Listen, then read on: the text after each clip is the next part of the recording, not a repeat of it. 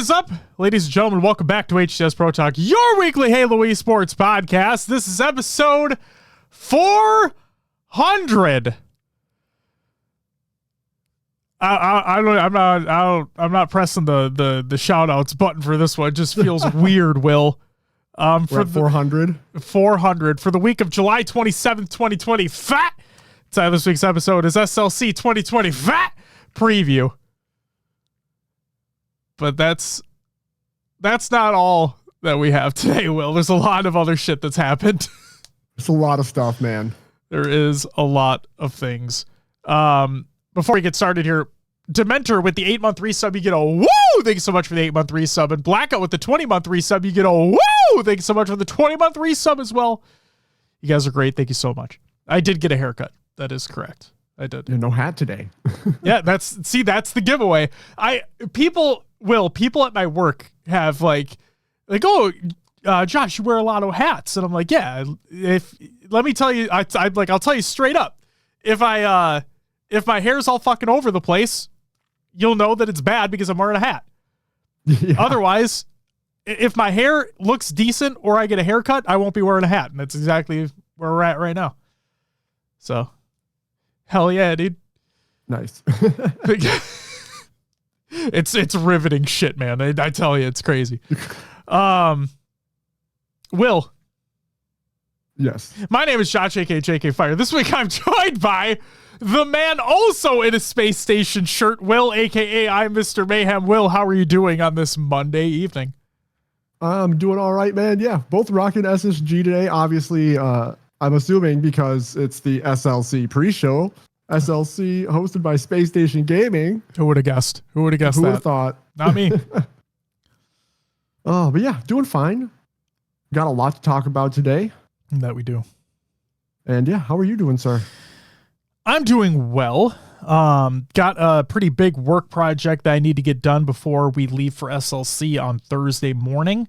So just trying to get plugging away on that. I have the next, obviously, 2 days to get that accomplished. But, you know, with the show and all the things that have happened leading up to this episode, it's like things have kind of been distracting just ever so slightly. Oh, sure. Yeah.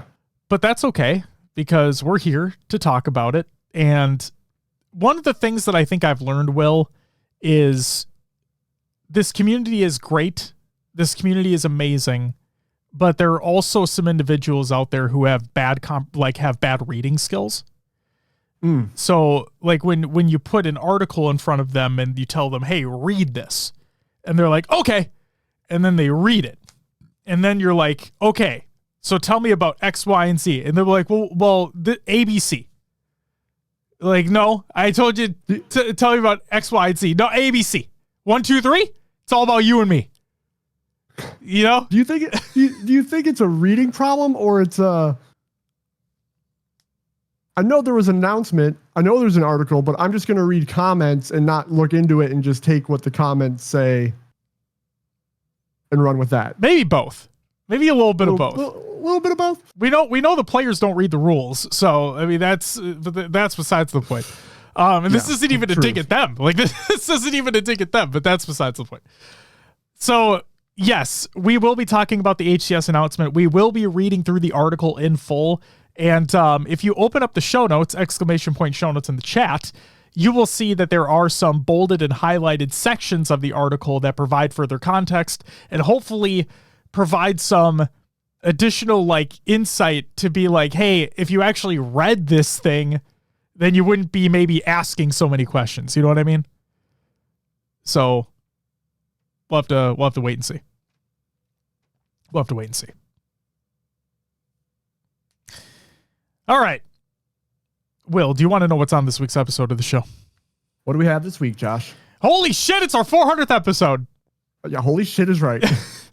It's still kind of surreal that... Now, okay, if we want to get technical with it, this isn't technically our 400th episode. Our 400th episode technically happened a little while ago.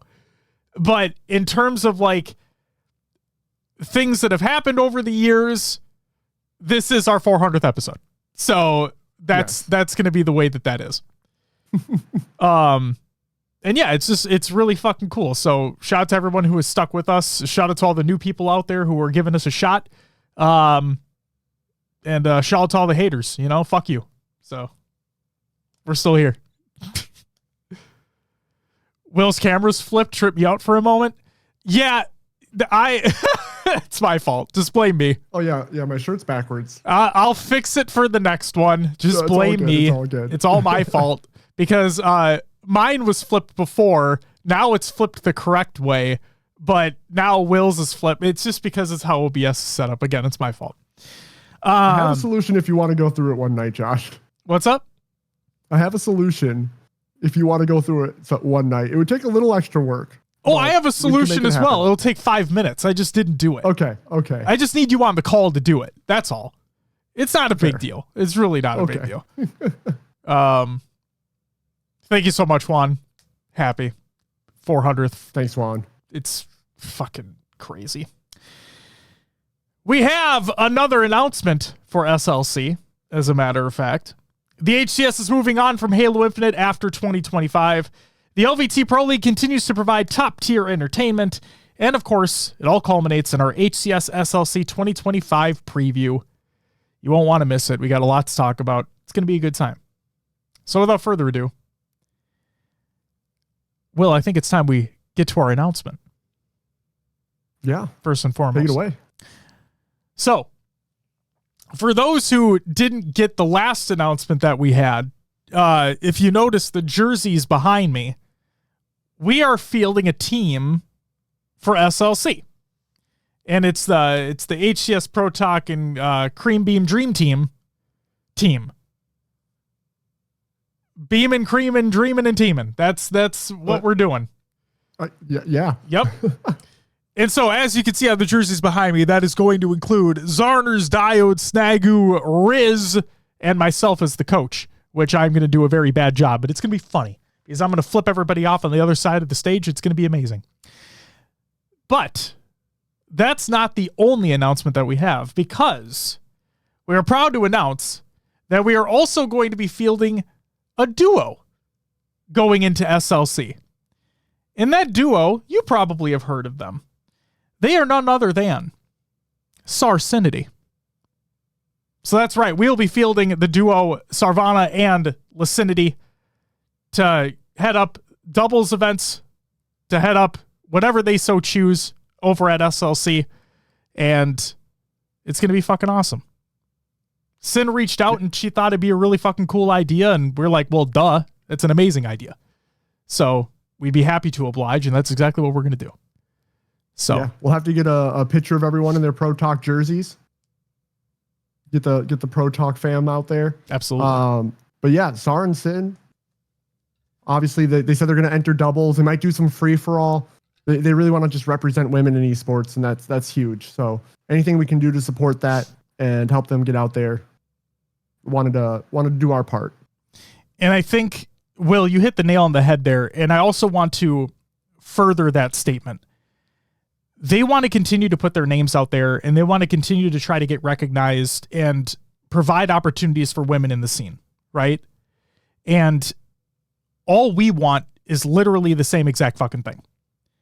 And so I know our voice only travels so far, but to any other organization out there, to any major or minor organization out there that's in esports, what have you, and you're looking for some female representation in two of some of the most genuine, kind-hearted, respectful individuals that we have in this scene, in Sar and Sin, then hit them up, please. Because you'd be doing yourself, you'd be doing your organization a fucking well service if you hit them up.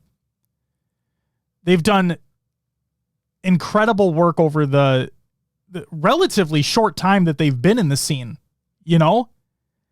Yeah. And all they want to do is better it. All they want to do is try to help out, put on more events, put a spotlight on the females in the scene, and just hit them up if you're able to. Please, don't sleep on them. Don't fucking sleep on them. Will. Yeah. With that, I think it's time we get to some competitive news. Got a few here for you. First up, Aimbot's V2 update. This is by Scoobmeister. New features. Added the color blue everywhere. All right. Players spawn with an unlimited amount of each grenade. Modified some of the far spawns to be medium height. Added some ramps for environmental variety, and he'll expand on it in the future. Fixes. Players should see a massive decrease in the frequency in which the crouch glitch occurs. The map's overall brightness is decreased. If it's still too bright, just leave a comment. Also change some coloring to help with the brightness issue. Basically, there's less white on the map. And all equipment will automatically refill when used, so no more needing to pick it up again. And then a couple changes here. All furthest spawns are disabled by default, as majority of players don't use them. And descope, which causes the bots to shoot the player, is now also disabled by default. So, huge shout to Scoob. I know a metric fuck ton of people utilize his map. We see people access it on LAN. Yeah. So like people are using it all the fucking time, whether it be online, whether it be on LAN, and Scoob has done a massive service for the community in that map. So huge shout out to Scoob, and really fucking cool that he made these updates, that he made these additions and changes. And the best part is that he's still looking for feedback. So in the show notes is a link to the Reddit thread where he posted this update. And again, if you have any additional feedback for him, please leave it as a comment over there. Do it up. Yeah, I use this map myself.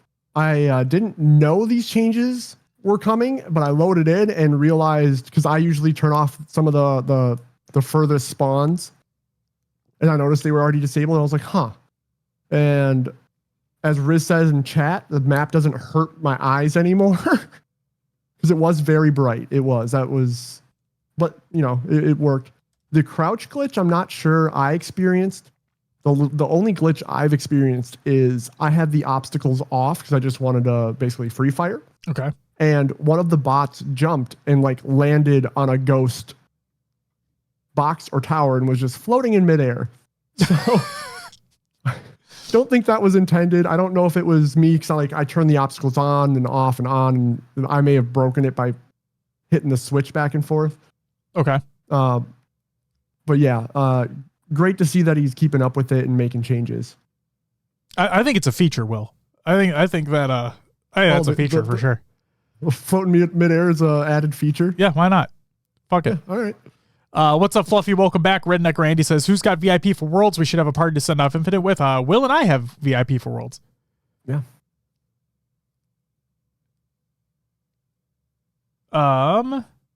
Next up, the big one, Will. Yes. Okay. Halo Infinite Esports update. This is by Tashi over on Halo Waypoint. When HCS first started in 2014, we were competing on Halo 2 Anniversary, which delivered our first season champions and evil geniuses, along with so many historic moments. Just a year later, we moved on to Halo 5 Guardians, which ushered in a new era of competition, as well as the Halo World Championship format. And in 2021, the Halo Infinite launch brought Halo Esports into a new echelon. Over the next few months, the HCS will host the 2 planned majors, as well as the almost sold out and highly anticipated Halo World Championship on October 24th through the 26th. Once a world champion is crowned in October, the HCS will be retiring Halo Infinite from official HCS competition. This means that we will still support Halo Infinite and the tournament scene in 2026, but the HCS will be moving on from Halo Infinite for official competition following this year's Halo World Championship. As the studio continues to shift more and more towards the next era of Halo, we feel this is the right time for official HCS competition to move on from Halo Infinite. Year 4 will be the final official HCS events for Halo Infinite. And now is your last chance to be part of this momentous chapter of Halo Esports history. In 2021, we launched with a ranked playlist and tournament maps and modes, as well as observer mode and partnered team cosmetics, all on day 1. And that week, we announced the full year roadmap with all LAN and online event dates and locations for all regions, with the first tournaments kicking off just 3 days after launch. We put our all into it, and you all showed up. To all the players, the fans, staff, and the partners that believed in Halo Infinite and kept supporting the game and HCS, we are deeply grateful for what has been a very special period in Halo's rich 24-year franchise history. HCS events have become an important gathering place for the whole community, as well as our studio and developers. You've made it all a place where no matter why you love Halo, you can feel at home, and you've welcomed new Halo fans to HCS who may never followed competitive Halo in the past. For the studio, these experiences and lessons with you all have shaped us and the games, now and into the future. And now, we're just a few months away from closing out the 4th year for Halo Infinite. The longest a single Halo esports title has held major competition. And after all this time, players continue to wow us and put on a show for the entire community, and the level of competition continues to rise. We've got a few more major events, and of course, Halo World Championship 2025, where we will crown a final champion for Halo Infinite and celebrate the franchise we all love.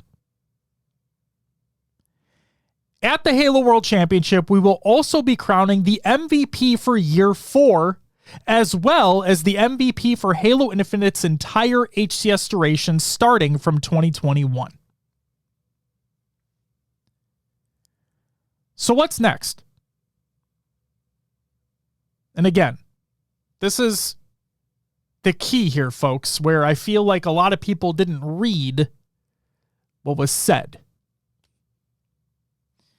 Looking forward to 2026, while the studio is fully focused on the future of Halo, you can expect there to still be more online and on LAN competition for Halo Infinite.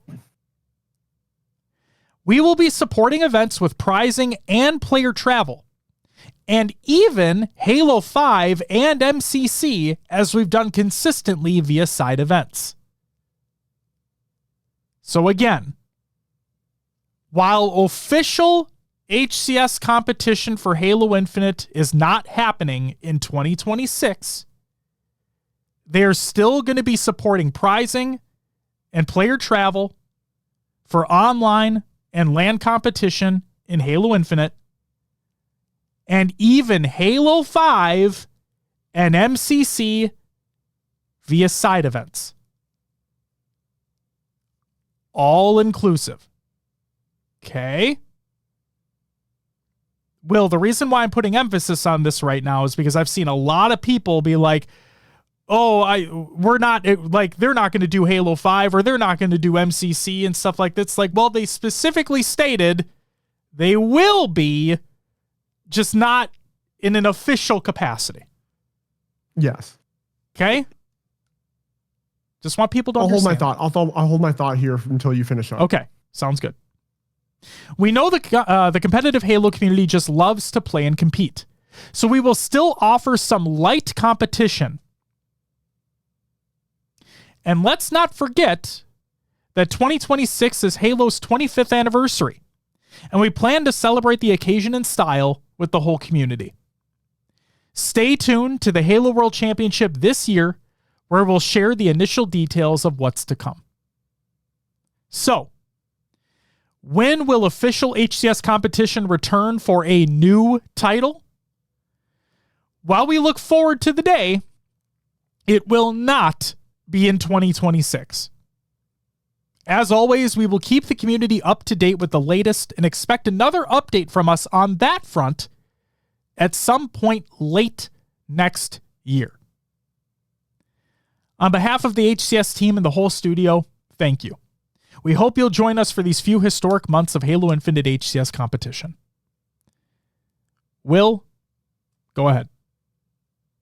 Yeah, so to go back to the top, the first highlighted section, once a world championship is crowned in October, they're retiring Infinite from official HCS competition, but they will still support Halo Infinite and the tournament scene in 2026, right?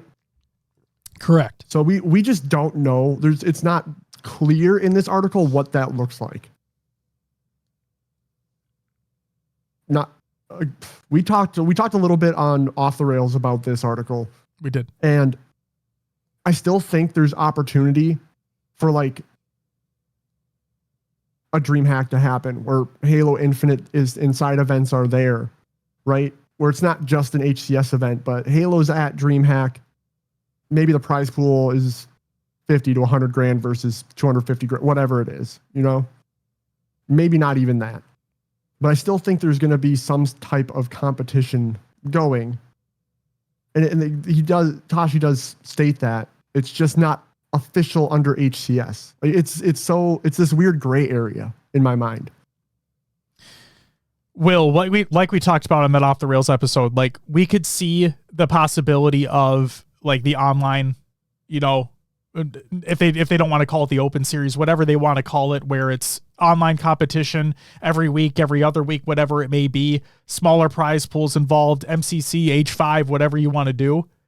And then, Will, we're going to get to these comments that have taken place from a few of the major organizations that are in the partnership program right now, because that's something else that we're not going to get into today, but that is something to keep in mind, right? It's like, what about the partnership program now?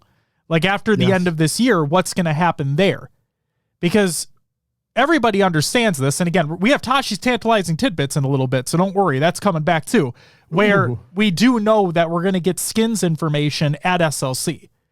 But the fact that it's been over half of the year, half the season already, and they're still not in the store, and we had 2 teams get added this year in Shopify and TSM. And like if they only get a half a year of having them in the store, having them available for purchase. And I mean, they'll be available probably past that. But what I'm getting at is like at the forefront, right? Like during competition, during the season. And they only have it for half a year. It's like, what the fuck is going on? Yeah. So there's a lot to unpack, right? And there's a lot to speculate about. And Will, I feel like you and I did a lot of that already. Yeah, with tinfoil hats on Off the Rails for sure. Yeah, we literally put, I mean, not literally, we didn't put actual tinfoil on our heads, but like we basically got to that. Oh, shit. You're right. It's over audio. I didn't see you. You maybe did. Damn it. Oh, man. So, Will, there's just a couple things I wanted to point out here, okay? We're getting an official announcement. Actually, for those in the chat right now, for those that are subbed, we have the tinfoil hat emote, if I'm not mistaken. We do. We haven't used that in a very, very long time. But the point I'm getting at is there's going to be an announcement of some kind for what 2026 is going to look like in some capacity at Worlds this year. Okay? So at Worlds this year, there will be an announcement of some kind to indicate what 2026 is going to look like from a competitive Halo standpoint. During this point of no official competition between now and the next title's release, whenever that is, because they did not give a date. They just said that official HCS competition is not returning next year. Okay? So take that for what you will. Now, I also saw Militime! He's back. Fuck yeah, dude. Welcome back. The other thing that I've been seeing a lot, Will, is it's the internet, right? Which means people take things way too far, way too quickly. And like, I'm not going to call out the person because I bet their intentions were pure, but somebody put out on Reddit like a petition to bring back competition for 26. I'm like, oh, what are we doing? Like I said, intentions were probably pure, but just use your fucking brain, please. We're gonna be okay. Everything's gonna be okay. Like, guys, we've dealt with far worse. Okay? Now, I don't want people to think I'm blowing smoke up HCS's ass, because I'm not. I think the way that they announced this was really dumb. I think the fact that they announced it less than a week before their next major, which is arguably going to be the best major of the year, you put out an announcement like that. I'm like, what the fuck are you guys doing, man? Couldn't you just wait until after SLC? Like, whatever. So that happened. But guys, we're going to be okay. This show has been a thing for 7 years now, right? Yeah. Yep. And we are on our 400th fucking episode. We've lived through shit. Okay? But not only that, like, it's been worse before that. Guys, like, we don't even talk about Halo 4 anymore. Like, we don't talk about the Halo 4 competitive years anymore. They were not good. It was not a good time. And I like Halo 4. Shocker. But those competitive years were not good at all. They were very, very bad. But we got through it. We got through it. The grass was greener. I promise. And then we had the time after Halo 5. And everyone was like, oh my God, what the fuck is going to happen? HCS is dead. Like, it's going to be so bad, blah, blah. I'm like, no.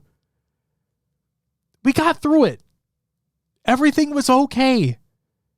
There was a new game to look forward to. And I will say it right here, right now. And I think everybody should be able to agree with this.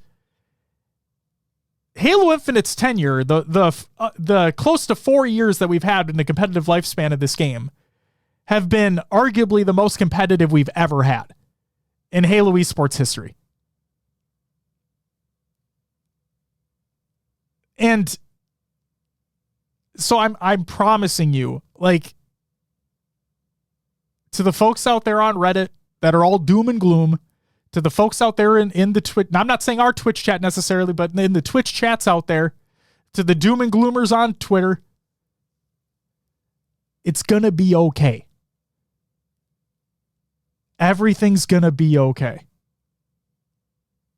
And Josh, while HCS may be quote unquote stepping away for this time, I'm expecting the same thing that happened after H5, the grassroots community, right? Mm-hmm. LVT, I mean, back when Europa Halo was running events. Yep. There's a lot of grassroots organizers out there that will hold and showcase competition in competitive Halo. Absolutely. And taking it a step further, not just grassroots, but official organizations want to get in the fold too. Exactly. So there still will be competitive Halo around. We will find things to talk about here. We always do. Yeah. So it's really gonna, in my opinion, it comes down to the community to carry Halo here in this downtime.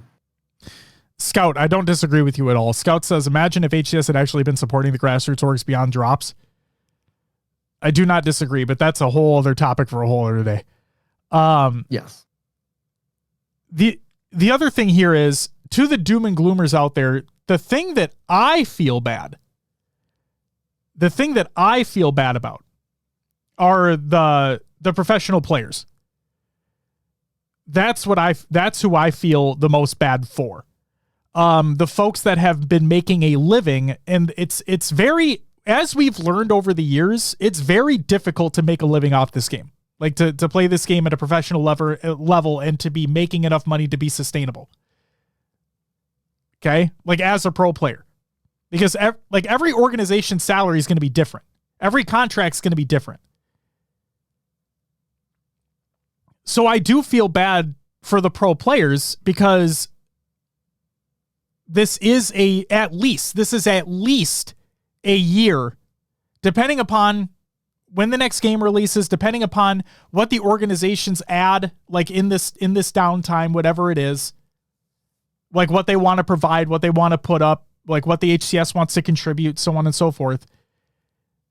This can really hurt like, I don't mean to sound, this can sound weird, but like, this is going to hurt their livelihood.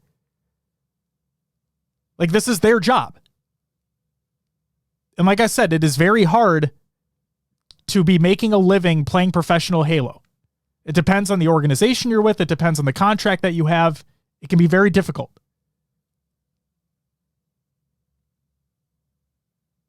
So I feel bad for the players that jobs are basically being uprooted for at least a year.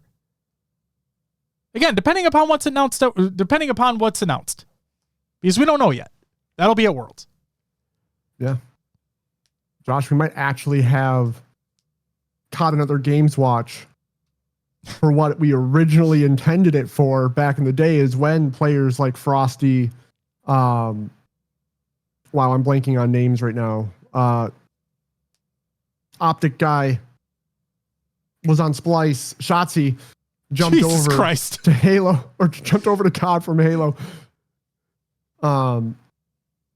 Yeah, we might see in Neptune as well. Yeah, we might see more of that for these players who can compete at a high level, wanting to extend their professional playing career. Ronan, you are just banger troll after banger troll after banger troll comment. OG Luminosity. Thank you for the follow. Welcome to the live show. The thing I want to add too, right, is Sandman, absolutely. Also, can't fucking wait to see you, sir. Radnade says, to be frank, this has happened on almost every Halo. And this is where I want to change it into a positive, Will. Okay? Okay. This is where I want, that is the perfect comment to segue into making this more into a positive. Yes, Radnade's right. This has basically happened in between every mainline Halo title's release. We have official competition, whether it be MLG or, of course, ESL. Thank you. That's what it was. MLG, ESL, HCS, whatever, the middle ones in between, whatever you want to say, right?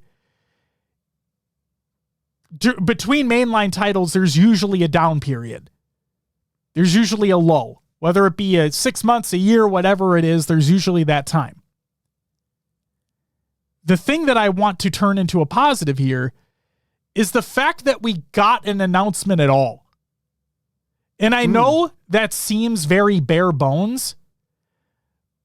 And while I think that the way that the time that they announced it was not great at all, the fact that we got an announcement in and of itself, and the fact that they said that, hey, while there will not be official HCS competition for Infinite in 2026, we're still going to support in other ways.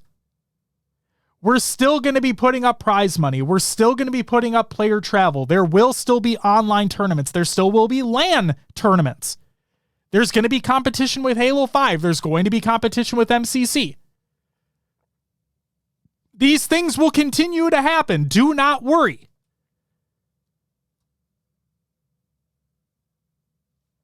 At least we got an announcement.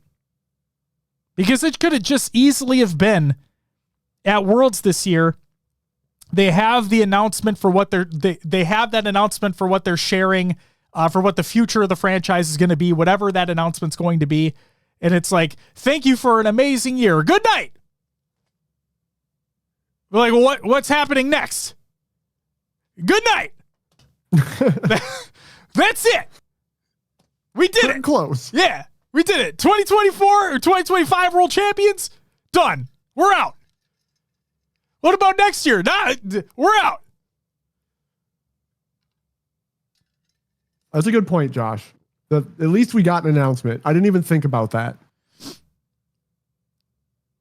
Yeah, I mean, Will, it sounds stupid, but like that, I literally just thought about that today. Because usually we don't. Yeah.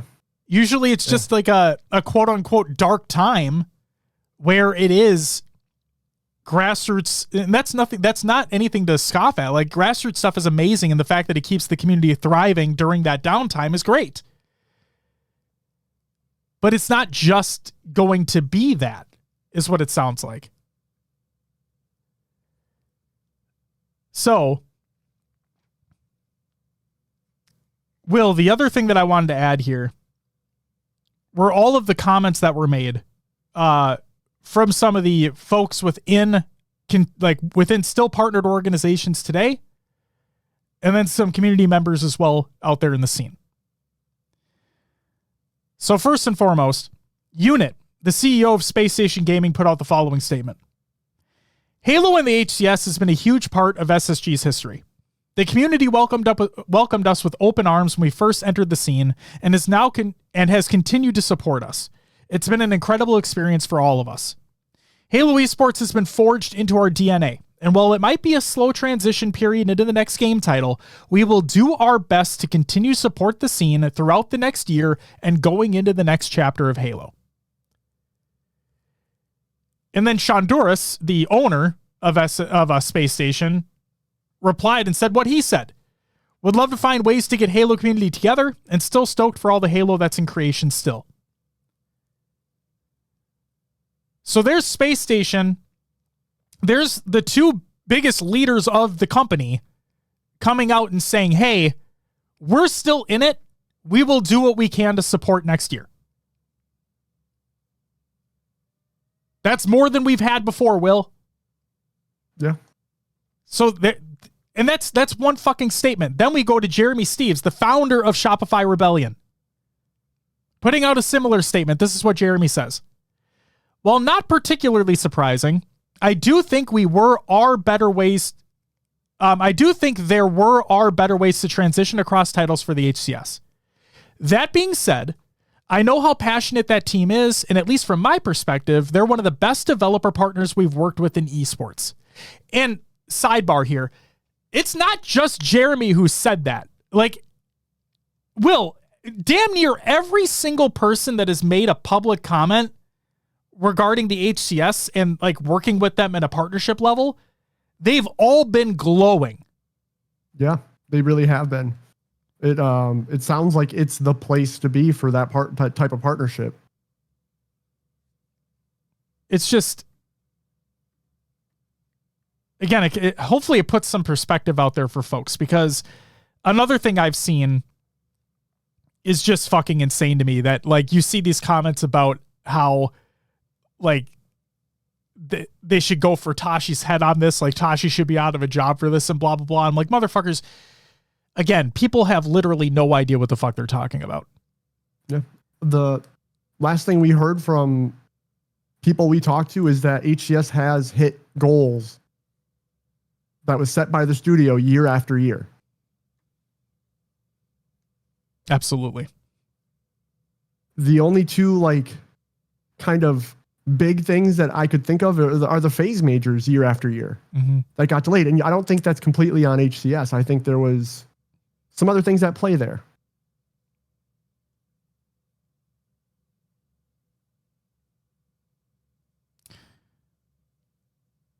Ash says, don't ask KCP what they think of people working at HCS. KCP are just butthurt that they didn't get fucking partnered when they shouldn't have. They didn't deserve to be partnered based off of how that organization was run. Same can be said for G1 and Done. Same fucking shit, different day, dude. Unbelievable.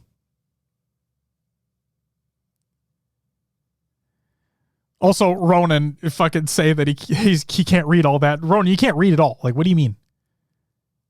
You're gonna be okay. Just continue being the Optic fan that you are, and understand that you're probably gonna win everything this year, and just live off that high. Okay, just ride that high until the end of the year. Enjoy it. Fuck you, love you too, Ronan. God. Tetrify, what's wrong? What did I say? Anything was wrong with Optic? If you look at what they've been doing, nothing's wrong with Optic, huh? They're fucking incredible. They're winning everything. Like literally, they're fucking winning everything that they touch. There's nothing wrong with them. Diplo, thank you for the 3-month resub. You get a woo! Greatly appreciated. Thank you very much. Back to Jeremy's statement here. There are a lot of constraints placed on that group, and while that does produce some outwardly head-scratching decisions at times, it still results in an ecosystem that's more collaborative than 80% of the games that we're in. As an org, we're standing by ready to move some small mountains during this transition period for the players and fans that deserve it, but it's not something we'll be able to tackle alone. I'm hoping that over the next few months, we'll be able to rally a few others to help bring some ideas to life for 2026, but either way, you will see us ready to compete day one when the HCS resumes. Game says, I'm just here for the complexity top 4 agenda. Oh, trust. They're Will, I don't think they're in either of our top 4. Sorry.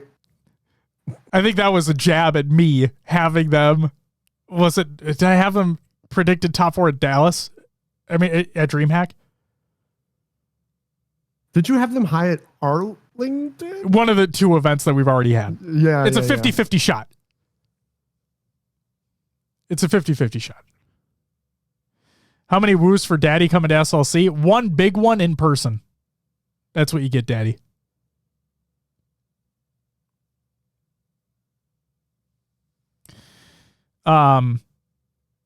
So again, I want to repeat one of the last statements here that Jeremy said, Will. He says, as an org, we're standing by ready to move some small mountains during this transition period for the players and fans that deserve it, but it's not something we'll be able to tackle alone. Okay? I'm hoping that over the next few months, we'll be able to rally a few others to help bring some ideas to life for 2026. So again, Shopify is coming out and saying, hey, we're also in it for the long haul, and we want to do stuff for 2026, but we're going to need some help to do it. Okay? And then Kason of FaZe, there's a Reddit post from Silly Vacation over on Reddit. Shout out to Silly Vacation. Put a clip out there from Kason's stream where he says FaZe will do cool community stuff for Halo next year. So Kason and FaZe also want to be involved in some capacity. And again, I can't stress this enough. This hasn't happened before. Okay? Like, there's a reason why the other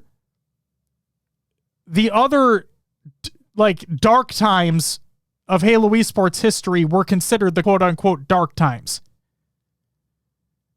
Because we didn't have this apparent kind of outpouring of support from these major organizations going into the downtime that hasn't even started yet.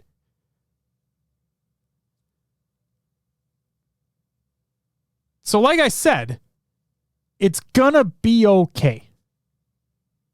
Everything is gonna be okay. Does it suck? Yeah. I think that's fucking obvious. I think we'd all love for every single year there to be 3 to 4 major events in a world championship. Duh. It's been the norm for the past 4, 5, 6. Had some weird events in between these, but you get what I'm saying.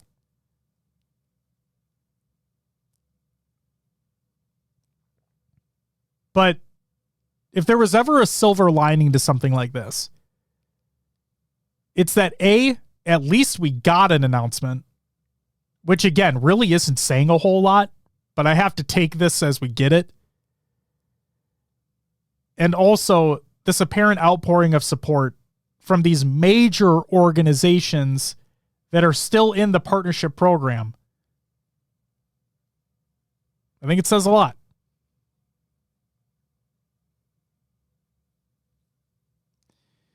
Aaron says, these are all good points. Just wish we had more guarantees, though I guess that is always the case. And Aaron, I don't disagree with you. I wish everything was set in stone as well. I wish that there was more concrete information out there. I hate all this cryptic shit that gets put out and it's disguised as an announcement. All I'll say is that we're going to get some type of information, whatever it may be, at Worlds this year. So whether you're going to be there in person, whether you're going to be watching at home, make sure you're tuning into Worlds this year, because that's where an announcement of some fucking kind will take place.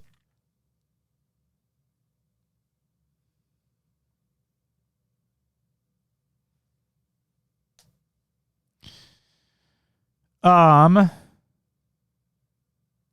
thank you for the follow. Welcome to the live show.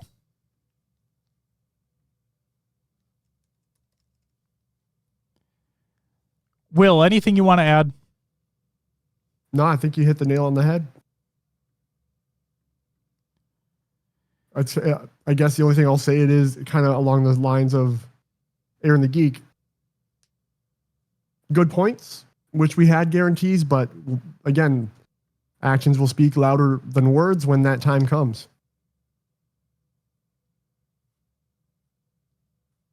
But I don't disbelieve that these orgs want to help and support Halo.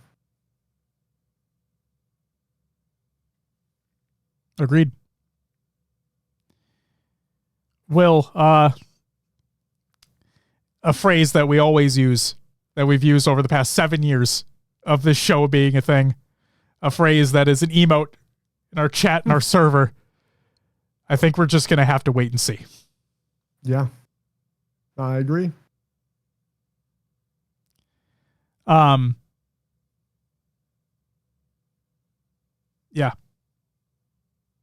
I saw a couple questions. In the server, and I'm going to get to the other comments as well, I promise, because there were more community comments that I wanted to read through here. But there were a couple questions out there of like, what's going to happen? Like, is anything going to happen to this show? Joking or not, like, was anything going to happen to this show that we do? No. Nothing is happening at this time. Nothing is happening to our show. We're still going to be here weekly. We may take a week or two break during the off season. Like we kind of did for the past couple of years or whatever. Yeah. But we'll be here weekly. There's always something, like, that's the thing about Halo esports. There's always something to talk about. And that's something we've learned over the years, that there's always something to talk about in this scene. So if you love us or hate us, we're not going anywhere, at least not yet. And thanks for sticking with us. It's going to be okay. I promise. Everything's going to be fucking fine. I still can't believe somebody made a fucking petition for there to be official competition next year. I was like, wow. All right. Priorities, ladies and gentlemen. Moving on, though, LVT put out a statement as well. They said, there will be competitions in 2026, and LVT Halo is committed to ensuring that high-quality productions will continue. To all the partners, sponsors, and the community, let's keep it going till the next title. And then James Clark put out a reply to this as well. For those who don't know who James Clark is, he is the one that is filming and creating their open bracket documentary series at these events. And he put out a statement that says, RIP HCS for Infinite. I'd love to be able to continue the doc series I've been doing with LVT and see out the end of this season. If anyone has any connections or contacts and would like to help or sponsor the series, please reach out. So again, to any organizations out there who would like to support this amazing opportunity to really shine a light on these AM players and these up-and-coming players in the open bracket that really separate the HCS from other esports titles out there, then please reach out to James. Make this thing a reality. Keep making this thing a reality. And it's just, we know the DreamHack one is going to be coming soon from an announcement that he made, but the Arlington one is really fucking great. Really fucking great. I'd love to see it continue even further. Will, you talked about Europa Halo. Wow, my brain was like shut off for a second there. You talked about Europa Halo briefly. Well, European Halo League actually put out a statement, and they say, Whilst it's a shame to see the official HCS competition not happening next year, we are committed to continuing to offer competitive events both online and in person for Europe going into 2026, alongside continuing our productions for our viewers to enjoy. Really fucking cool to see. Jesse Sayo puts out a statement that says, now that Halo Infinite is pretty much done for 2026, I'm open to start up MCC tournaments and draft tournaments, as well as working with sponsors for them as well. Feel free to reach out. Wouldn't mind getting started early. Really fucking great. Get the fuck in there. Sin put out a statement as well. And she said, I just want to say that I'm still committed to throwing ladies events and unique online themed tournaments for Halo Infinite. I won't be going anywhere, and I hope you don't either. We are not, Sin, so don't worry about that. And then finally, Callie put out a statement here. And she said, we won't have the standard HCS Infinite calendar for next year, but I'm happy to see that there will still be support for other tournaments or events as we wait for the future of Halo to be rolled out. Hope to see as many of you as possible for these last few events of the year. My biggest hope is that the pros and players who rely on this find somewhere to keep playing, new esport or whatever, or find interest and work in other parts of the space and stay connected until we have that next chapter. And that's another big thing too that I wanted to pinpoint here is, Will, you talked about it, right, with COD and Other Games Watch, where do we see a player at the end of this year move on to a different title, right? There's the joke out there that Legend goes to COD. And right. Like he put out the tweet that's like, didn't he say like free agent for Black Ops 7 or something like that? He did. Yeah. Yes, he did. Yep. So who knows what's going to happen in the off season this year? But it gets back to what I was saying earlier. I really feel for the pro players here. I really do. The ones that were able to be making a living, playing this game professionally, being in this scene professionally. I do feel for them because for those, I know there can be a whole discussion, a whole argument, like traditional 9-to-5s versus esports versus content creation, blah, blah, blah, blah, blah, in terms of jobs. Right? But at the end of the day, with a lot of jobs, you're working your ass off, depending upon what it is. And I don't this is not to shade and shame anybody who has traditional 9-to-5s. I have a traditional 9-to-5. But they are their jobs are being uprooted because of this. Right? And that fucking sucks. So to all the pro players out there, to all the AM players out there, use this as an opportunity, right? With all the grassroots competition that's going to be taking place, with the online competitions that are going to be taking place, with whatever LAN competitions are going to be taking place, to all the AM players out there specifically, use this as fuel to your fire. Use this as your opportunity to make a bigger name for yourself going into the next fucking title. And hopefully it all fucking works out for you.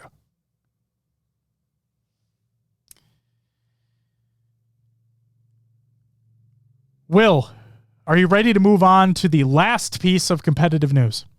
What do we have? Tashi's tantalizing tidbits regarding those motherfucking skins. They're still coming. You'll see what they look like at SLC this week. We're experimenting with some new stuff this time around rather than just armor coatings. Okay, so we already knew that. We already knew that it wasn't just going to be armor coatings, which, if it was any indication of what happened in a recent update to the game, you'll know what's coming. Okay? Just put 2 and 2 together, you'll figure it out. But yeah, SLC. Yeah. Yeah. Did take a while to get these, as we all know. I do believe we don't have the date. We don't know inside information here. But when we've had skin reveals at an event, they're usually available when we get home on Tuesday. Correct. So, with the new operation release.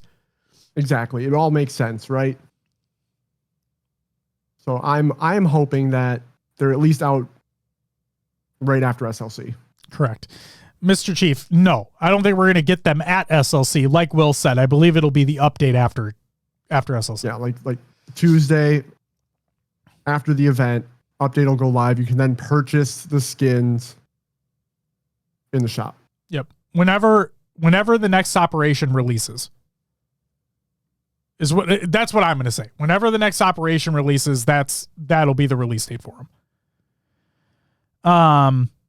And then also, this was a really good question here.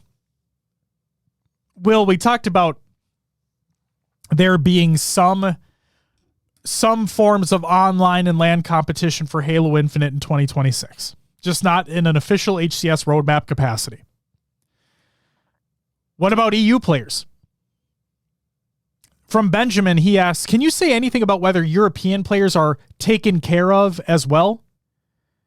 Because again, in the Waypoint article from Tashi, he said that travel coverage for players would be provided in some circumstances, right? So what about EU players? And Tashi replied, to be determined. This is all still pretty fresh, and we're working through the details. I don't like that. Expect first bits of news at the Halo World Championship. So again, wait for Worlds. I don't like that, but wait for Worlds. It's like, what else can we do at this point? Wait for Worlds. Fuck. All right. Loyal Wolf with a 12-month resub. You get a woo! Thank you so much for the resub. Welcome back. Will, that's it for the competitive news. Which means it's time for Roster Mania! Yes, some Roster Mania news right before SLC. Just a couple of teams to cover here. First, it's going to be Kraken Seas. And if you don't know, this includes Envor, Suspector, Super CC, Looney, and I always mess up this name. Azriel is a coach. I think that works. And then I think that works. And then we do have Marine Corps Gaming. This is going to be Mollywop, Lord Sand, The Hurt, Spring King, and Dragon Slayer as the coach. Hell fucking yeah, dude. Yeah. Tetrify with a 3-month resub. You get a woo! Thank you so much for the resub, Tetch. Welcome back. What's up, Chappie? Welcome back to you, sir. Robot Reborn. Thank you for the follow. Welcome to the live show. Thank you. Hey, Spring, thank you for reaching out, man. Yes.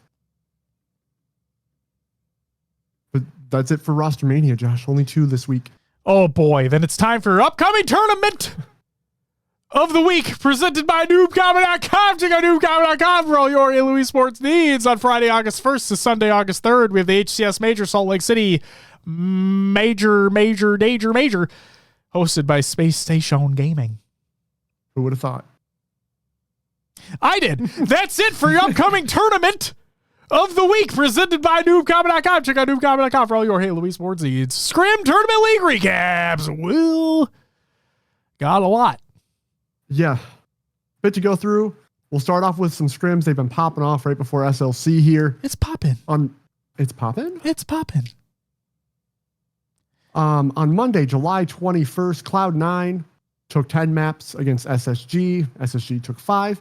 On Tuesday, July 22nd, Cloud9 took 8 maps to Complexities 4. Wednesday, July 23rd, Nemesis took 16 maps to Complexities 4. Thursday, July 24th, FaZe took 8 maps to Nemesis 4. Friday, July 25th, Cloud9, 7 maps to TSM's 2. Saturday, July 26th, Mindfreak and Nemesis went 6 and 6. Are you ready? Nice. It was delayed again. I hate it. It was fucking delayed again. It's all good. Sorry. You got it in there. I did. Also on Saturday, July 26th, Envy took 8 maps to TSM's 5. On Sunday, July 27th, Mindfreak went up against Omit. That was 10 maps to Mindfreak, 4 to Omit. Nemesis went up against Envy. Nemesis took 14 to Envy's 3. And then TSM took 10 maps to Complexities 3. Leezy asks, are you guys going to SLC? Yes, we will both be there. Yes. Boba Fett, welcome back, by the way. Good to see you, buddy. Says, got some non-stateside teams boot camping. Yeah? Yes, indeed. Yes, we do. Nemesis and Mindfreak. Oh, Nemesis and are here, are stateside, are playing, are scrimming.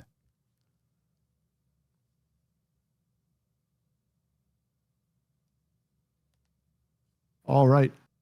LVT Pro League match results. Will, I have little write-ups again. Oh, you have write-ups for the scrims. No, for the Pro League matches. Oh, for the Pro League matches. Fuck, I give a shit about scrims. Come on now, dude. Yeah, no, that's why I was like, holy shit, scrims? Got to keep you on your toes. Toes? Oh, no. Yeah, dude. Exclamation point, toe talk in the chat. Tetrify asks, toe talk sounds good to me. Where do you sign? Saves the Challengers team. You sign up at our Only Toes.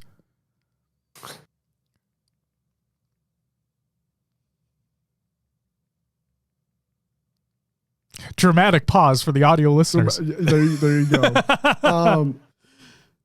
Josh, do you want me to run through the whole list of matches and you bring up notes, or do we want to go one by one here? Go one by one. Okay, first up, FaZe versus Envy, rescheduled to sometime after SLC due to scheduled network maintenance. And Lucid provided more context for that as well. It was Lucid. Well, Tools, you can read what Tools said, but Lucid also provided additional context during his stream today. Sorry, go ahead. Gotcha. No, Tools just said ISP reached out to the player in advance saying these are the days of an outage. So it wasn't like, I know people were speculating that they were avoiding matches. This was something actually scheduled. And it was Lucid. Just as a heads up. Jesus Christ, I have to yawn. I'm sorry. It was, so Lucid provided the context that, he was reached out to. Apparently one of the technicians was thinking that there was just an issue, just a network issue instead of an actual downtime maintenance, but that's what it ended up being. So there you go. There it is. We did have TSM go up against Omit. This was 4-2. TSM takes the win. Omit still winless in the Pro League. And this was the battle of the winless, Will. It was. Omit got their first 2 map wins of the Pro League. Game 2 was Slayer on Streets. Deja Vu with TSM being stuck inside PD at the wrong time. And Game 4 was CTF on Fortress. A great final string of plays with Breaking Shot getting Sniper, Lethal getting Overshield, and Spartan capping the final flag of the game. It was honestly just fucking textbook Halo being played at that high of a level. TSM dropped 2 maps to Omit. But I wanted to shout out here Game 6, which is Oddball on Livefire. Round 1, Omit had the upper hand for the majority of the first round, but TSM made the monumental comeback, culminating in an A-hold that forced Omit to commit to one final push. Unfortunately, it wasn't enough as TSM won the round 93-91. It went to time. And round 2 was a little more convincing out of TSM this time around, handily winning 100-55, shutting down any type of rotation from Omit by sheer force of will. And yes, TSM won the series 4-2. Does this, I know we'll get into predictions a little bit later, but do you take any stock in the Pro League matches? Does it raise your placing for TSM? I'm gonna take that as a no. All I know is that if folks haven't listened to our DreamHack post show, you should go listen to that. And you'll know my thoughts on whether or not I think TSM would continue where they were going. Fair enough. Next up, SSG wins the match 4-3 against Complexity. Some amazing entertainment as these two teams are preparing to face each other within SLC pool play. Game 1 was King of the Hill on Livefire. Neck and neck game throughout, but a play that I desperately wished had gone the way of Complexity is what I wanted to call out specifically. It was yet another perfectly executed team flank by way of Complexity through the camo side towards dummies into C, taking out the players of SSG along the way and confusing the players as to where they were coming from. Will, this was a classic example of basically every player on the team rotating as one, and then the players of a couple players in SSG were where the fuck did they go? They were they're supposed to be here, they weren't there. Yeah. But SSG put on the gas and ensured that the Complexity are not able to steal the hill from under them. SSG tie the game 2-2 with that capture. And then they pull the Uno reverse card on Ryanoob with the capture stall on top mid. And then Stellar wins his piv against Mental to secure the final second needed on the final hill of the game. SSG win the game 4-2. Game 2 was Slayer on Streets. SSG had a final collapse on the C and Tram to solidify the win 50-48. Complexity tried, though. They definitely looked like they were going to make a play to kind of rattle the players on SSG swarming that side of the map, but they just got caught out. They weren't able to do it. Game 3 was Strongholds on Recharge. Complexity with a dominant answer back. They win 250-86. Game 4 was CTF on Fortress. Complexity continued their momentum, handily winning 3-1, tying the series 2-2. Game 5 was Slayer on Origin. SSG doing everything to get back into the game, eventually only being down 1, 48-49, along with the advantage on the map, with Complexity being forced back within their base and SSG having positions on the map. But it all came down to a final desperate trade attempt by Ryanoob once King Nick went down to secure the game win 50-49. Complexity take the series lead 3-2. Game 6 was Oddball on Livefire. Rounds 1 and 2 showed flashes of brilliance by both teams, but the round 3 was where things got dicey towards the end. Complexity had a fairly commanding lead with a strong A hold towards window, but once that was broken by SSG, it was the battle to see who could maintain the A hold.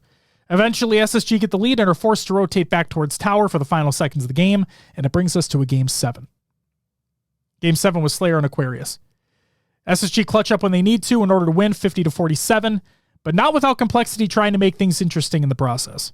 They tried towards the very end there. I think they got a late game camo. It didn't fucking matter. And SSG win the series. Will, the last one, go ahead. If you didn't catch this one yesterday, Optic 4-0'd Shopify. The battle of the undefeated. We had the battle of the winless earlier, and now we have the battle of the undefeated, Will. And while Ronan would love me to go more in depth about this series, I only have one note. That note is not even insane shock rifle plays from Shopify could stop Optic from sweeping this series. Like, there were some great fucking shock plays by both Cycle and Last Shot on Shopify. It didn't matter at all.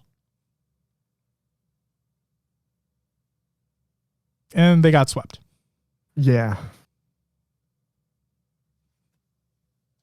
Yeah, that was it was tough. You know, these are considered the top two teams. I thought personally Shopify would put up a little bit more of a fight. And it's not like it's one of those things where like it didn't feel like they were playing horrible. Just Optic was that much more dominant. Exactly. They're really fucking good.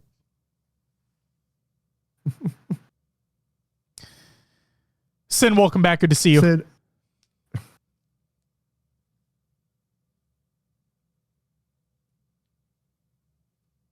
Also, you're never fucking late, Sin. You're always on time. Yeah. Brave Apple, thank you for the follow. Welcome to the live show. Snags, thanks for the for competing in the tourney. Glad you had a good time. And speaking of that, last tournament to recap here. Roundup for Relief 2v2 charity tournament results. Third went to Cookio. This was O Prufio and Fortune Cookie. Second, Smiling Friends, Ambition 2 and Stefano Biscuit. And first went to Scamville. This was Fate ZD and Kells. Speaking with the one and only Tyler Hits Buttons, he told me Fate and Kells, this is what they do. Doubles tournaments, it's their thing. And they played well through the whole thing. They took it in dominating fashion. Grand finals, no bracket reset, all the way through winners. God damn. So, yep.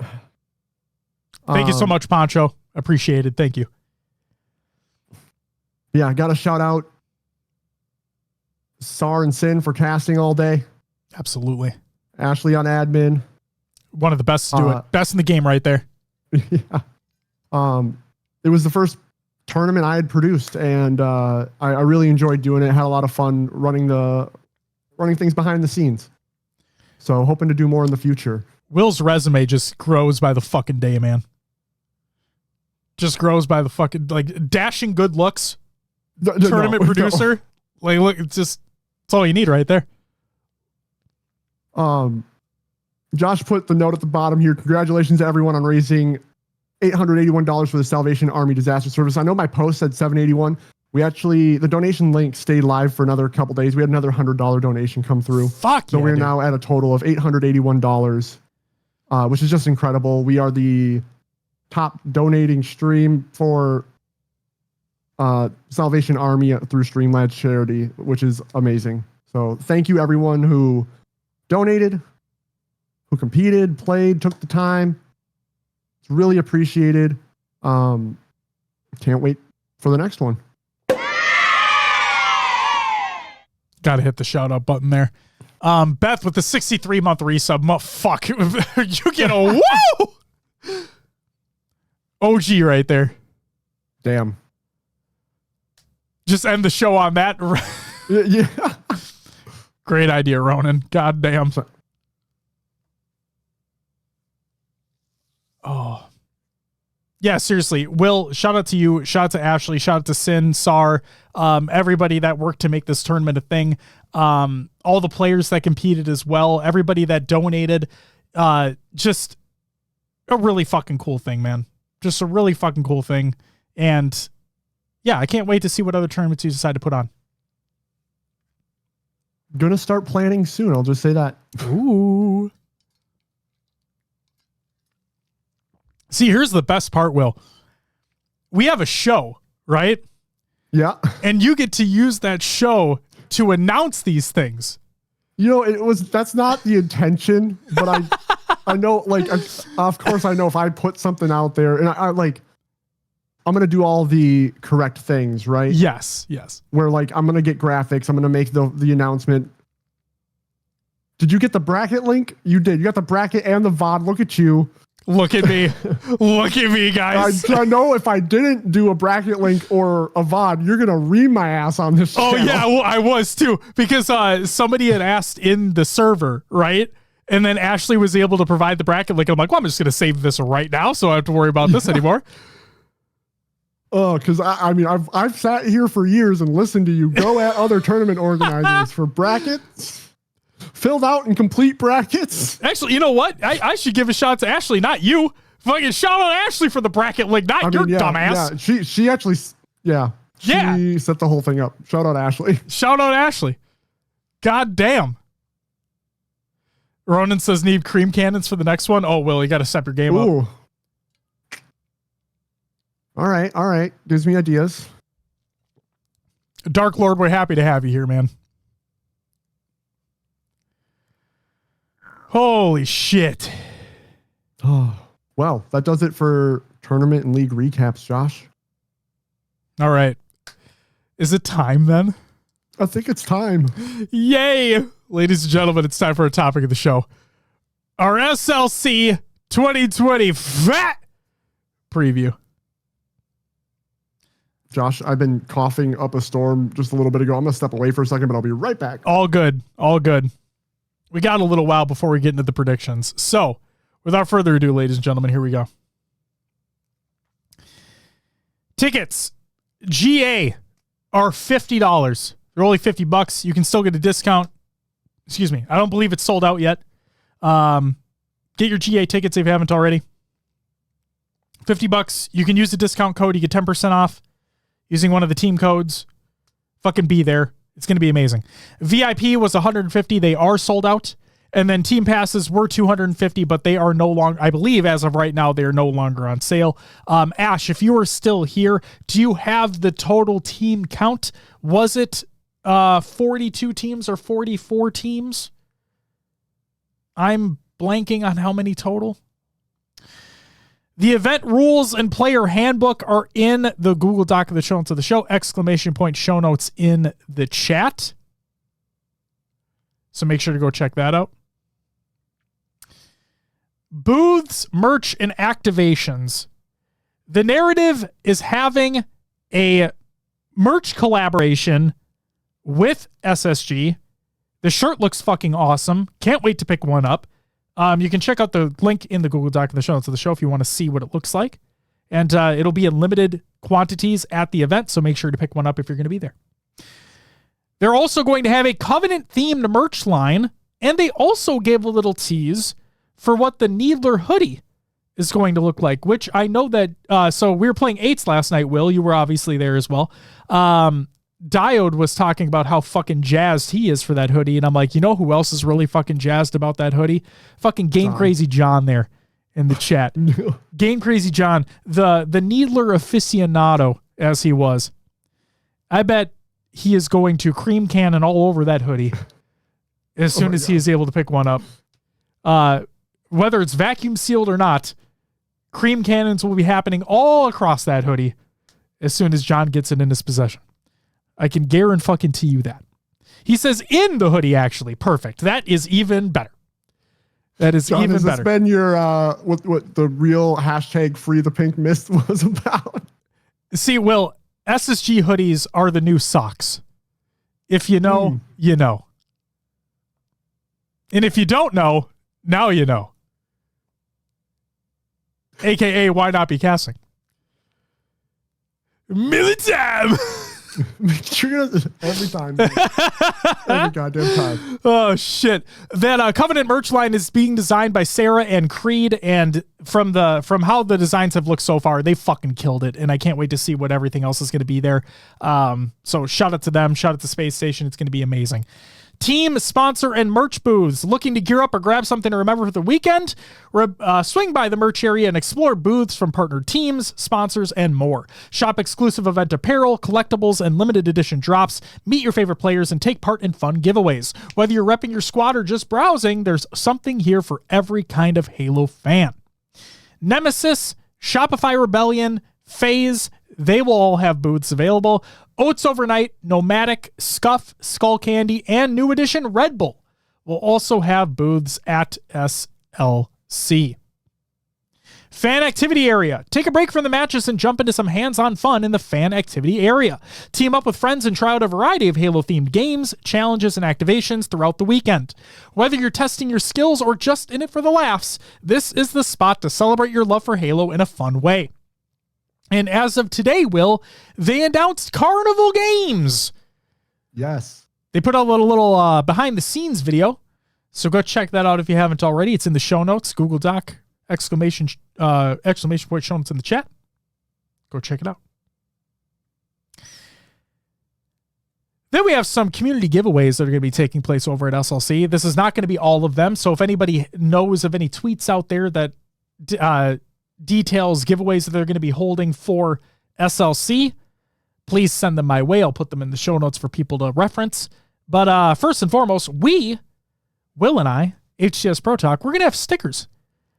Our crest line, you can see it on your screen if you're watching live or you're catching the VOD. We will have our SLC themed crest sticker available. It'll be for free. Limited quantities, so make sure to come up, say hi, get a sticker. It's going to be great. And then we'll also have the crest stickers for Arlington and Dallas. So make sure to get those if you haven't already. We will have them. It's going to be awesome. Make sure to collect the line throughout the entire year. And I promise you, if you're not able to attend the events throughout the year, but you are going to be at Worlds, we will have them all there as well. So don't worry, you're not going to be missing out. And then Marine Corps gaming swag from Spring King. He states we have hats, beanies, and water bottles to name a few, but most importantly, stickers. So fuck yeah. Fluffy asks, hey, Pro Talk, can you guys make a fabric patch? I'd like one for my Halo Xbox vest. I can see if, because we go through Fourth Wall for the merchandise, so we can see if they have that ability to do that. And if they do, then yes, absolutely. Also, if you're in Minnesota, as a matter of fact, if you're in Minnesota and you're not going to be attending SLC, Fluffy, as a matter of fact, is going to be hosting a LAN of his own. So make sure to go check that out. I will make sure to include the link in the show notes. I don't have it in there right now. I apologize, but I will make sure to have that in there. So make sure to go check it out. Will, we have a talent announcement here. Golden Boy's back, baby! That he is.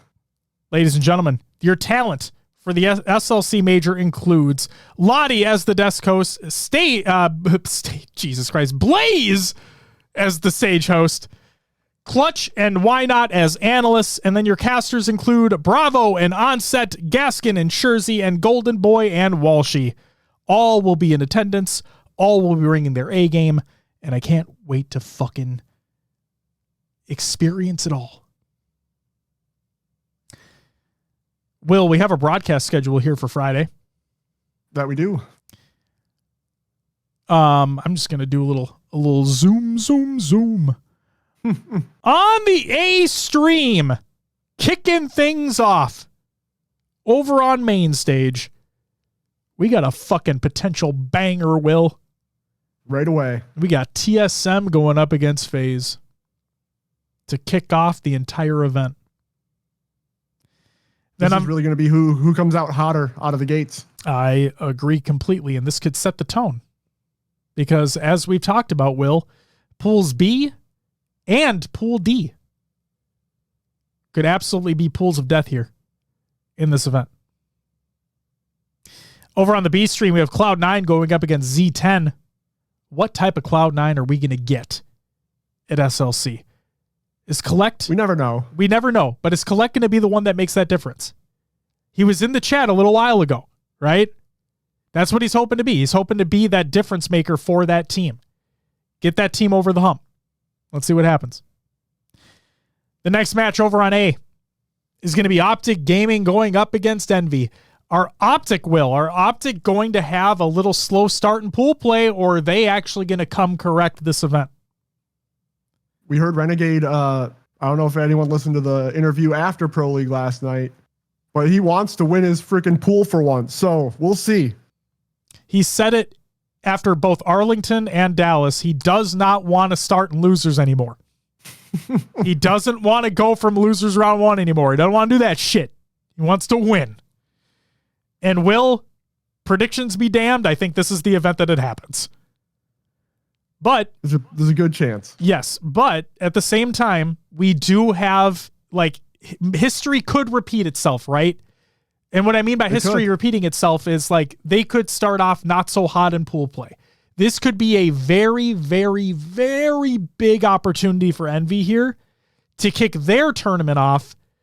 And, like, if they get this win, they can set themselves up very pretty for the continuation of the tournament.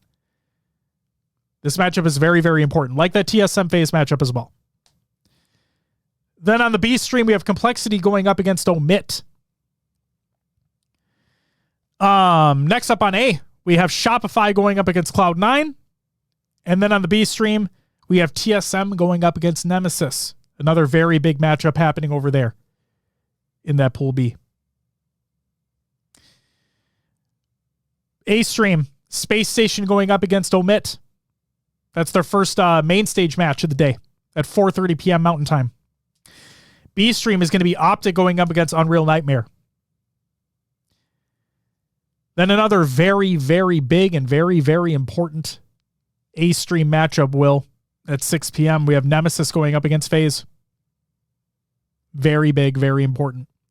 And then on the B stream, go ahead, I'm sorry. Oh, so Nemesis is here boot camping, right? Can always help a team out. This is FaZe's first showing on LAN, right? Yep. With the new squad. So it'll be interesting to see what they bring. This is it. This is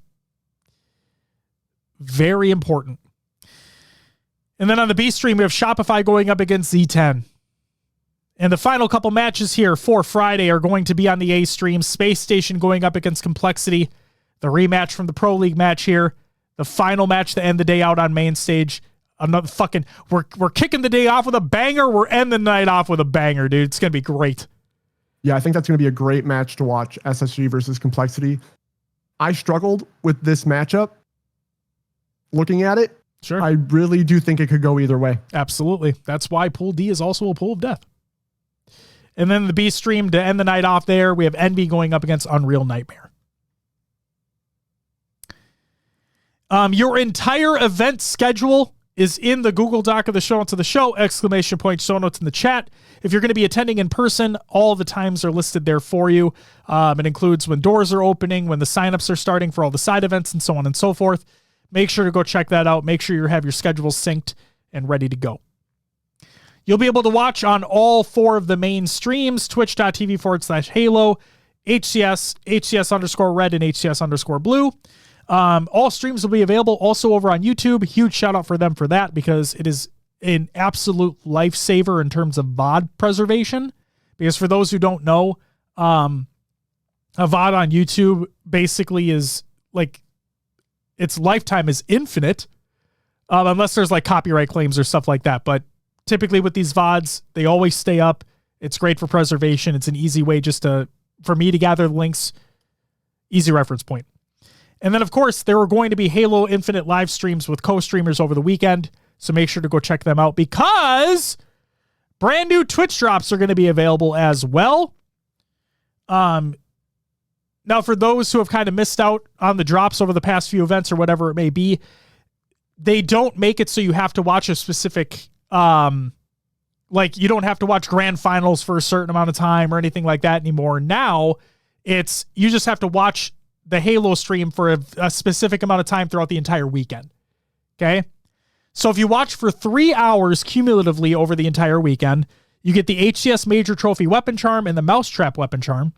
If you watch for 6 hours total over the weekend, you get the Ultra Violent Visor and the Hammer Dream multi-use weapon coatings. If you watch for 9 hours over the weekend, you get the Bengal Tiger multi-use armor coating. And if you watch for 4 hours total amongst the co-streamers, you will get the Millennium Ring emblem and nameplate and the Return to Sender weapon charm, which I don't know if you've been seeing the jokes online, but everybody's been saying that Mailman has got his own weapon charm now. Yes, I have seen those. Good stuff. Good stuff as always. Katana, can't wait to see you either. It's going to be fucking great. It's going to be fucking great. All right. Well, there's some side events that are going to be taking place over the weekend as well. On Friday, August 1st, we have the Halo 2 4v4 and the Halo 5 Guardians 2v2. And then on Saturday, August 2nd, we have a plethora of events taking place. We have the Halo Infinite FFA, the Halo Infinite 2v2, the Halo 3 2v2, and the Halo Infinite S&D 4v4 also taking place. Something to note here. For the S&D, 8 teams total. Okay? 8 teams total. $1,500 prize pool. Not bad. Not bad at all. Excited to see the teams that come out of that. Excited to see the feedback that's received from that as well, because this is kind of the first like a official thing this is happening for it. You know? Yeah. 100%. Really fucking cool. Speaking of the FFA, signups will start. This is again Saturday, August 2nd. Signups will start at 10:30 a.m. It'll start the FFA will start at noon. Players will sign up at the designated area and will wait for the bracket to begin. Players must have a start.gg account in order to participate, and players will be called to their station over the loudspeaker when the bracket begins. It'll be on Aquarius, because God forbid we have something else. And yeah, it's a $5,000 prize pool, which is pretty fucking neat. So there you go. Tournament format, 48 team open bracket. Top 4 will advance to pools. And the open bracket map rotations are included in the Google Doc that shows the show. 16 team pool plays. 4 pools of 4. Single round robin. First and second go to winners round 1. Third goes to losers round 1. And fourth in pools is fucking eliminated from the tournament, because the format never fucking changes year over fucking year. And it's sad. Pool play map and mode rotations are in the Google Doc of the show. It's the show. 12 team champ bracket. 12 team double elim. Top 4. The top 4 will lock in pool play at Charlotte. Okay, so not the top 6. It'll be the top 4. Okay. And then the champ bracket map rotations are included in the Google Doc that shows the show. All your brackets are also included in the show notes. And again, huge shout out to HCSLAN.com. Again, HCSLAN.com. I cannot stress this enough, folks. They've made a dedicated site For all of the tournament information, all of the brackets, all the fun shit, I'm going to put it in the chat. Make sure you bookmark that link. If you want an easy reference point on your phone, on your desktop, whatever it may be, bookmark that link. Use it as a reference point. Have all the access that you need at your fingertips. It's awesome. Huge shout out to the HCS team for putting that shit together.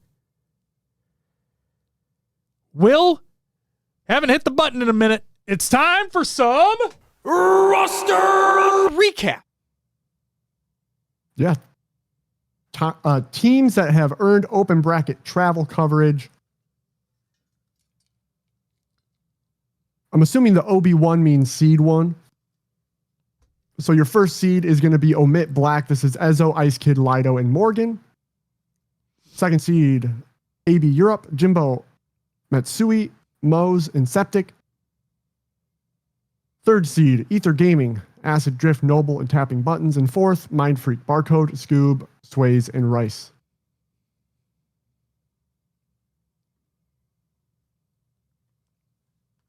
Will, who was that last team? Are you ready? You got it. Just making sure. Perfect. Will, what do we have for the pool play teams?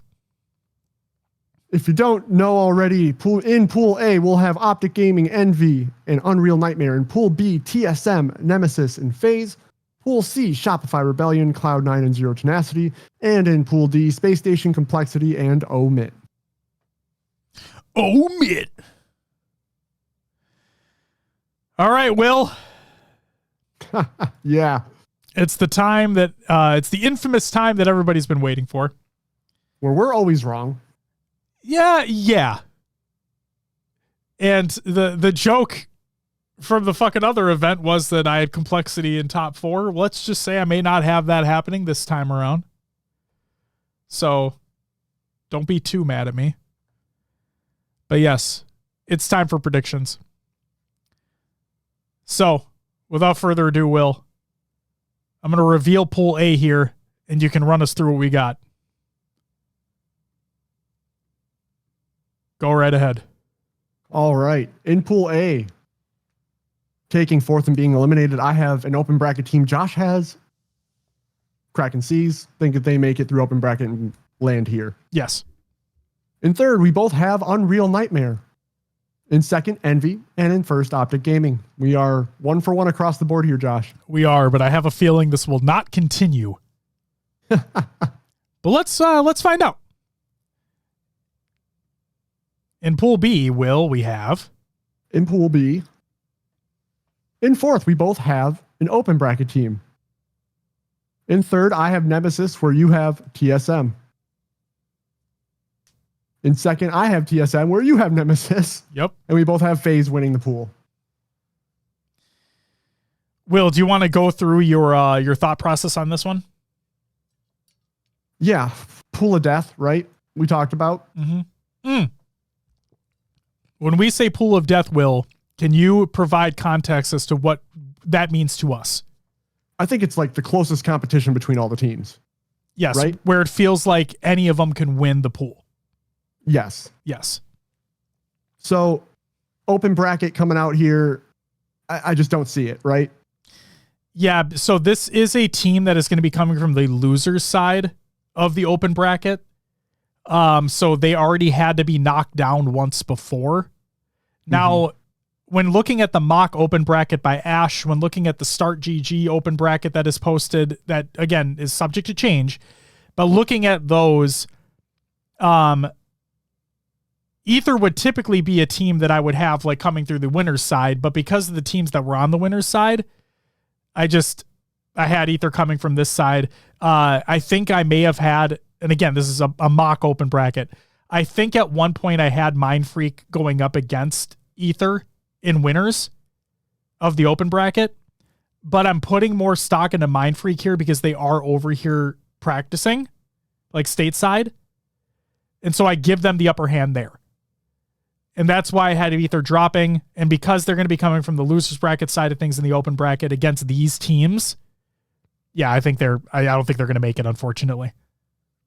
Yeah, I was watching the Mind Freak team Scrim a little bit earlier today. Yeah. And they were kind of firing on all cylinders, looking great. So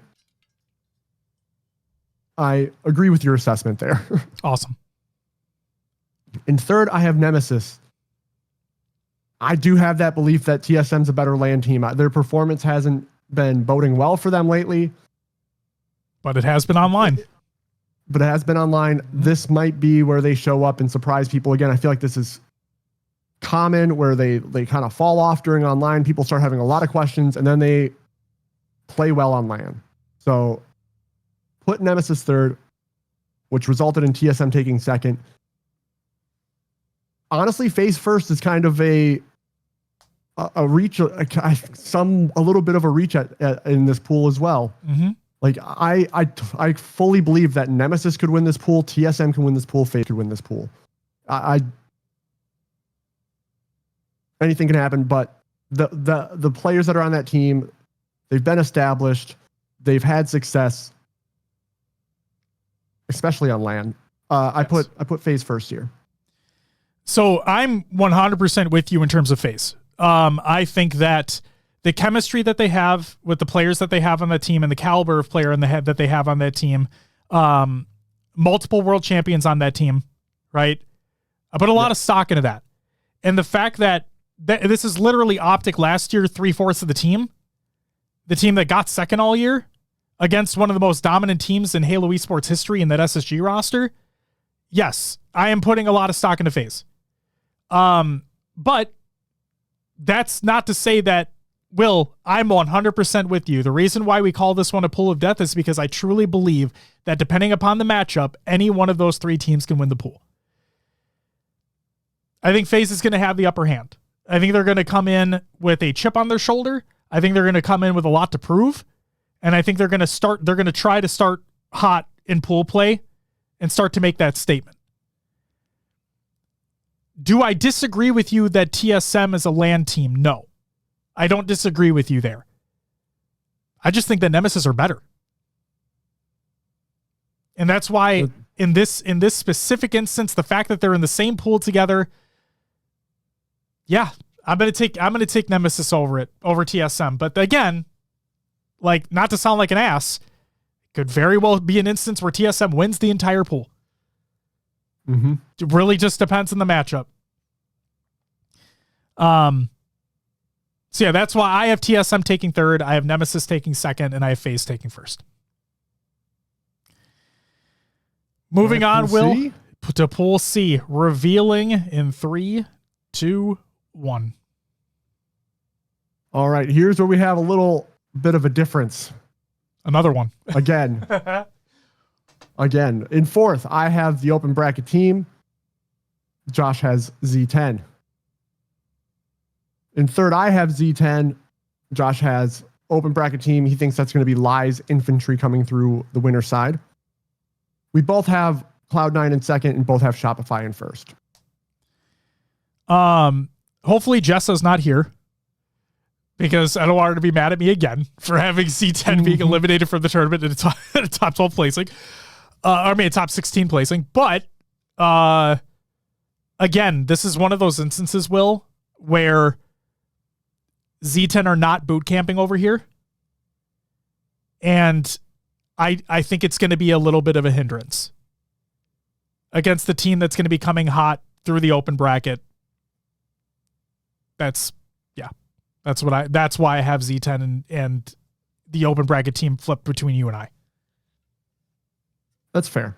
I just think this is going to be straight up and down. I feel Z10 can win against an open bracket team, and sure, it'll just run, the seeds. Shopify, Cloud9, Z10 open. I don't disagree. I do technically disagree because of where I have predictions going, but I don't disagree with you from the standpoint of they have the ability to.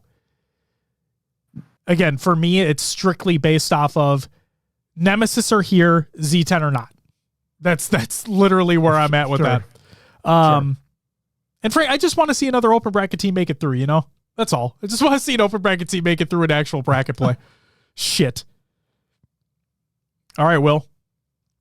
Pool D. Well, actually, do we want to talk briefly about Cloud9 and Shopify?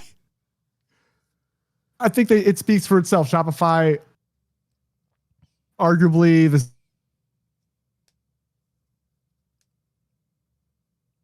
I don't think Cloud9, while they have had success at times, I don't think they're going to beat Shopify here. I agree with you completely. Now, hey, Will, we could have a situation where a Cloud9 takes an SSG to a fucking like nail biter of a last game to send them home in a top 12 finish, and that didn't fucking happen. But you never know. It's pool play. Anything fucking happen. Yeah. But no, maybe Shopify will be the team that slips this event instead of Optic. And see, that's the thing too, is like I know that Shopify got 4th at DreamHack, and people may look at that and be like, oh, they got fucking 4th place. They fell off a mountain. That's not the case. They lost to a hot phase team to send them into losers, and then they got shit on by Optic coming from losers. Like, what do you mean? They got beat by the team that we expected them to get beat by. No offense, Shopify. I'm sorry, but you got beat by Optic. It was kind of expected there. And then the phase one, congrats to them. Like they got Shopify when they needed to. Good for them. Yeah. So again, like this is why context matters. It's why fucking context matters. You look at a 4th place finish, you're like, oh, fucking all hell breaks loose. Like, no. Like, look at who they had to play. That's why we'll talk about TSM later. That's besides the point. All right. Pool D, Will. Revealing in 3, 2, 1. All right. We have the same. 4th going home, Omit. For me, the recent play speaks for itself. In 3rd, we have the open bracket team. I also think this will be Mindfreak. 2nd, Complexity. And 1st, SSG or Space Station. I just shortened it. Yeah, so, I mean, depending upon the open bracket team that comes from the winner's side here, I know that it's only been online performance that we can judge this Omit roster on, but oh my God, guys, they're not good. I'm sorry. And I know, like, I'm a Lethal fan as well. I have nothing against any of the players on that team. And like I've said it a million fucking times. I want good things to happen, like, because of what Spartan is playing for. Okay, I've said it time and time again, and I truly fucking mean it. But man, they just do not. They don't look cohesive at all as a team. And I'm worried that they're not going to be able to show up when it matters. So. Yeah, I'm with you on that point. Speaking of that, Mindfreak, they're looking good. I think this is where they'll land from pools or into pools from the open bracket. Got Barcode on the team now. Barcode, yep. I think he can. That team will be able to beat Omit. We talked about the pool play matchup earlier. Complexity versus SSG, right? Yep. Complexity has been a little hot. They've been playing well. They've been, like, overall, because they've had some stinker performances and some scrims, but like overall, their online performance has taken a dramatic step up. Yes. And we've seen SSG maybe not have it all together yet, or I also think maybe they're not showing off all their strats. So I think that Complexity SSG matchup will obviously it'll determine who takes this pool. Oh, 100%. And this is the last match of Friday. Yes. Like, this is the last main stage match of Friday. Like, holy shit, you could not ask for anything better to cap off a wonderful night of fucking pool play. You can't ask for anything better here. And yeah, I think so I do my predictions, right? Before I look at what anybody else is talking about, because I don't want opinions being swayed. I know that sounds stupid and predictions don't matter, but I do it for the sake of myself, right? And so I was waiting to listen to the narrative. Shout out Onset and Bravo, by the way. I was waiting to listen to the narrative, their SLC preview, because I wanted to have my predictions set and ready to go. And then I want, okay, let's hear what these guys have to say, because they're locked in. They're paying attention to these things like more than a lot of people out there, right? And one of the great points that they made is we're also dealing with a Ryan noob in pool play. And a Ryan noob in pool play can be a disaster for other teams. And they're not wrong. Orion Ubin pool play likes to make bad things happen for other teams. That is a true statement. Very true. Very true. But I still think I'm still giving the edge to Space Station here. I'm just giving the straight edge to fucking Space Station in this series. And frankly, in this pool. But again, Will, this is another one of those situations, right, where it could either be Complexity or Space Station that win this whole thing. And then I'm going to throw a curveball in here too, Will. Depending upon the open bracket team that comes in from the winner's side, if they're hot and they catch one of these teams off guard, big shakeup could happen.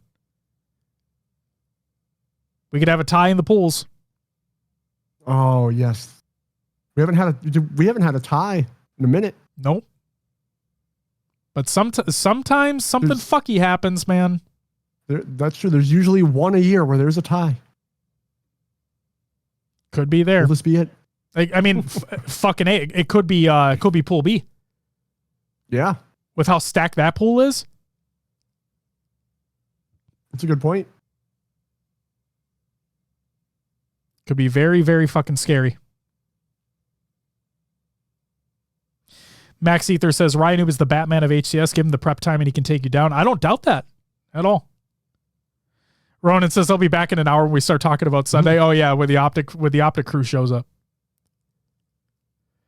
Haven't they like barely made it out of pools the other two events this season, though? I'd argue he's worse in pool play, but unfortunately gets it together when it matters. Beth, I know you are the world's number one Ryan Noob hater. And don't tell me you're not, because I know you are. And that's all love, by the way. That statement was with all fucking love, because we love you, Beth.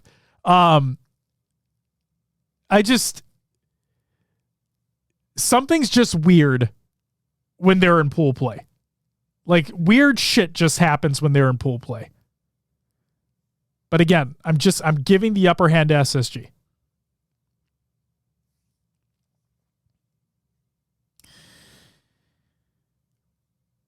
Which means, Will, we have our placing predictions. Yes. Go ahead with 13 through 16.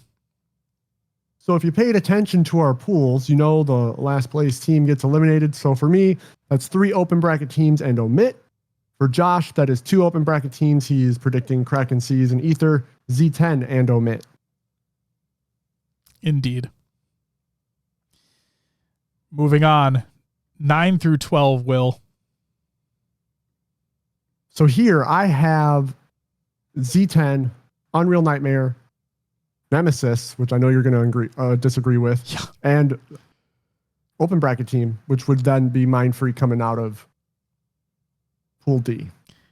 And I have 2 open bracket teams here, Unreal Nightmare, as with you, and this is actually where I have TSM. And that's based off of who they matched up against, right? Correct. So in our mock brackets, right? We have bracket templates where we go through pools, right? And we put who we think is going to get 4th, 3rd, 2nd, 1st in each pool. And then the bracket is set up in a way that you just insert who is placed where, like who places where. And we run through the bracket that way. And yeah, the matchup that I had, I'd have to look at it real quick, but yeah, you have Nemesis in the 9th through 12th spot, and I have TSM in the 9th through 12th spot.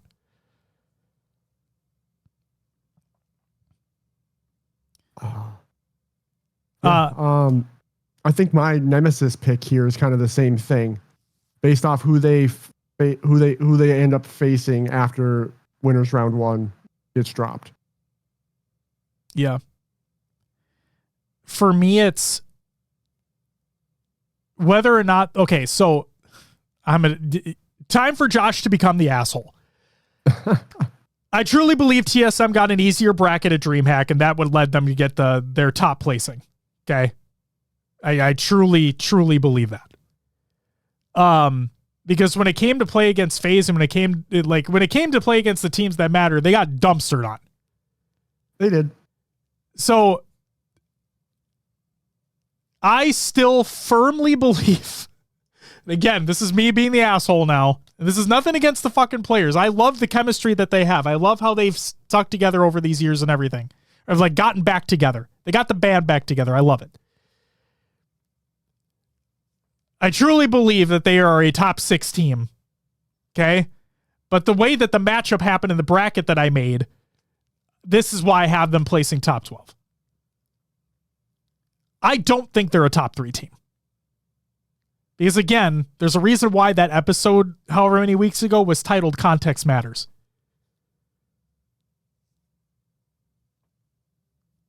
Ronan, does Josh believe the hype though? No, I don't. I would love, that's not to me, I sound like an ass again. That's not to be an asshole.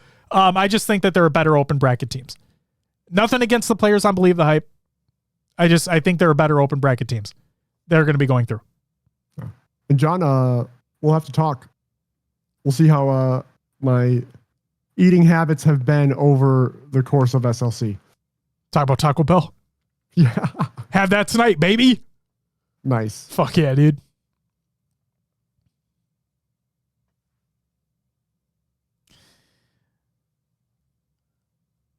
Yeah, anything you wanted to mention again with Nemesis being in your 9th through 12th spot, because that is like they've been back-to-back top 6s, so that's kind of a big jump down for them too. Like me with TSM, it's a big jump for TSM. With you with Nemesis, it's a big jump for Nemesis.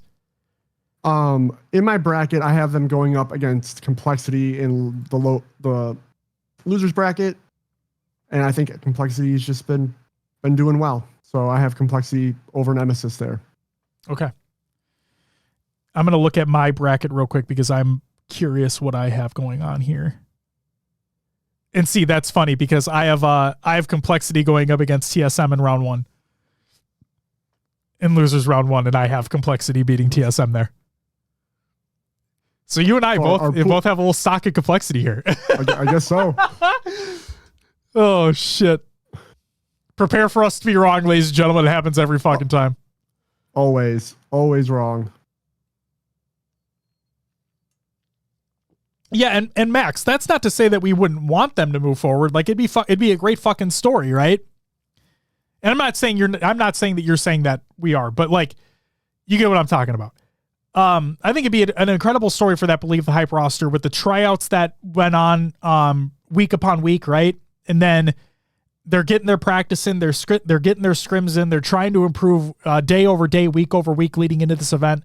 And then they're able to get everything together, culminate everything, and try to make a run through the open bracket. I think it'd be awesome.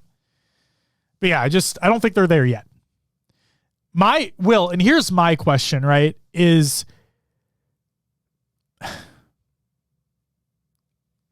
okay. The Believe the Hype tryouts, right? Mm-hmm. Really, really fucking great idea. And it was a really good execution as well. Like they did a great job with it, genuinely. My worry, now I don't know what they're planning to do after SLC, right? I don't know if this is a one and done situation. I don't know if they're going to do it again for Charlotte. I don't know if like the plan would be to keep the same team and use that as a ramp to practice even further, get that chemistry going even further, leading into Charlotte. I don't know what their plan is. But John says they're planning on Charlotte, last I heard. But John, that's my question. Are they planning to keep the same team? Or are they planning to redo tryouts again and get a new team? That's what I want to know. Because the point I'm getting at, the last thing I want to have happen here is all of this time and this work and this effort being put in to get this team created just for it to fizzle out after this event. Now, then again, chemistry may not be there. I don't know, right? I'm not talking to these players every day. I don't know their situation. For all, maybe they're hitting it off and it's going great. But I just don't want to see it fizzle out at the end of the event. That's where I'm at. Fair. Will HPT have a team after SLC?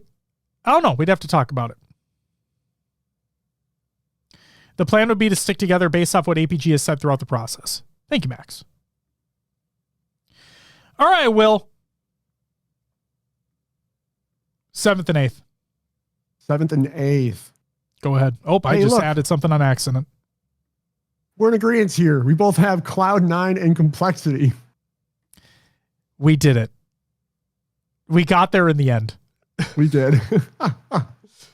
I could talk about Cloud9. You never know what you're going to get. I think this is kind of where they land. It's just they're going to run into some hotter competition at this point, and I think they fall 7th, 8th. Same with Complexity. I have in my bracket, Will, I have Nemesis beating Cloud9. And then I have Envy beating Complexity here. See, this is where you might disagree with me because I have TSM beating Cloud9 and Envy beating Complexity. If my bracket was going a similar way, I would probably also have TSM beating Cloud9. Fair. Yeah. Yeah. But I don't. So here we are. So here we are. This is why our placings matter and brackets get weird. Exactly. 5th, 6th, what do you got? This is where I have SSG and TSM. And this is where I have Nemesis and Envy. I got to see what happened in my bracket here. Yeah, I'm curious because, again, SSG being in this spot, right? Yep. It's a big move for you. This is where, so. Oh, God, here we go. All right. Lay it on us. This is the iffy take. I have Envy beating SSG in lower bracket here. It could happen. And then this is where FaZe meets TSM, and I believe TSM would go home. Okay. And for me, I have FaZe finding Nemesis here, and I think FaZe win. And then I have Envy finding SSG, but I think SSG win it. Okay. I'm going to take SSG over Envy. Maybe that's weird, but that's where I'm at. And Will, remember when we were texting each other today, right? Yes. And typically we don't look at each other's predictions until the actual show and we reveal them together and we see them at the same time. But you texted me and you gave me the feeling like, oh, I need to fucking see what Will did. So that's why I looked ahead of time. But I was telling you that there were a couple matches in the lower bracket based off how my bracket was going. There were a couple matches that really were tough for me, right? Yeah. One of them was the Complexity Envy match where I have Envy winning there. And then the SSG Envy match where I have SSG winning. And I think it all came down to, this is one of those things where I do believe that SSG have the upper hand here, believe it or not. But I also want to see that LAN rematch, FaZe, SSG, and I have them fighting for top 3. Gotcha. Yeah. Speaking of, oh, go ahead. Fourth place might surprise some people. So speaking of which, in 4th place you have. I have FaZe. And I have Space Station.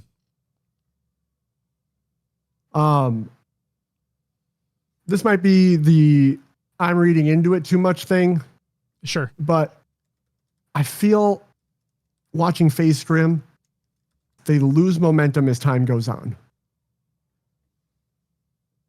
Okay. And I feel like this might be the point where Envy catches them off guard because that's who they'd be facing in the lower bracket here. Envy moving on. And Envy's had a lot of very close matchups with some good teams. Mm-hmm. A lot of 50-49 slayers where some weird things happen at the end. I don't know why. I just have Envy. I'm taking a shot. Envy beats FaZe here. Mark says rematch from earlier. Yeah. Mark says FaZe has proven LAN players. I can't wait to see how they do in SLC. Can't wait either. I have a little more faith in them than Will does. Because don't get me wrong, I'll be rooting them on. Let's go to our third place team here, Will. Where this is where I have FaZe because I have them beating Space Station in losers bracket. And you have? I have Envy. And then I think we can reveal 2 and 1 because I think we're set here as well. Right. Again, we've talked about it countless times on the show in the past. I believe Optic Gaming is just too dominant. We both have them taking first and Shopify coming in second. They're kind of solidified as the 1-2 right now, and it's kind of the rest of the field trying to play catch up. I think that's really what it is. I respect the idea that people believe that these teams are closer than what placings are indicating. I don't think they are. I think that Optic are clear and away the best team in the league, and frankly, it's not even close. You had moments where Optic were on the precipice of losing. But the thing that this is going to sound so fucking stupid, but the thing that separates Optic from everybody else is that they don't. They may have been on the precipice of losing a few times, but they didn't. They didn't lose. They clutched up when they needed to and they won. Every single time. When it mattered. Even if they have a little bit of a shaky pool play, even if they have a shaky winners round 1, did not matter in the fucking slightest. They went back to back from losers round 1 to win the entire tournament. Something that had been fucking unheard of until last year, where it happened for the first time ever. And 2 of the players that are on that Optic roster today were on that SSG roster last year that did it for the first time.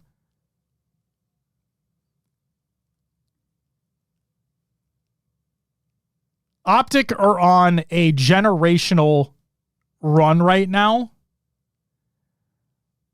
the likes of which that SSG were basically on last year, where they had every opportunity to win every event. They just didn't show up when they needed to in London. I truly believe that Optic are better than everybody right now.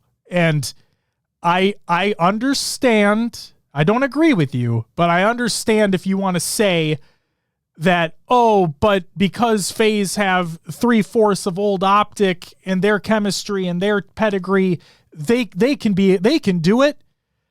Or if you want to look at SSG and be like, they made the team change they needed, they have the firepower, they have the speed, they can do it. Or if you want to look at Shopify and be like, they've been so close time and time again, they can do it. I am here to tell you that I truly believe that none of them can. Not right now.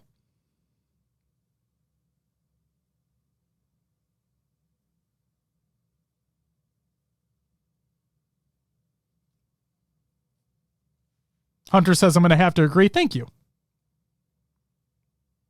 Janko says, too good. They're just better.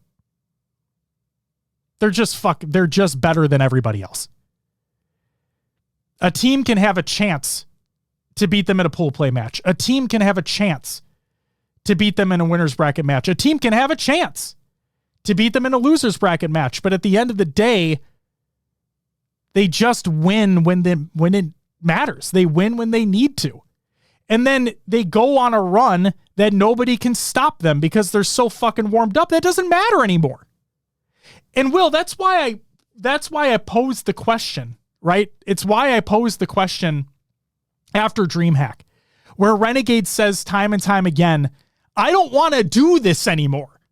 Like, I want to be winning through the winner's side so I don't have to do this shit anymore.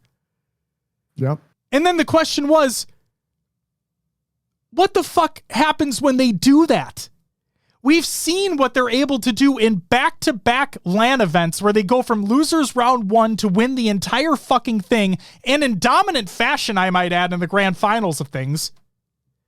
They haven't had the pleasure of going through winner's bracket and have that best of 7 advantage going into the grand final. They haven't had that. They haven't had that yet. And if they do get that, which, Will, I think you and I agree that we think this is going to be the time they do it. Yes. If they have that best of 7 buffer, nobody's fucking beating them. Like, you're out of your fucking mind. And I'm sorry, this is no offense to Shopify. This is no offense to Fades. This is no offense to SSG or Envy or anybody or TSM. But if they have a best of 7 buffer, you're not fucking beating them. There's no way. There's no way.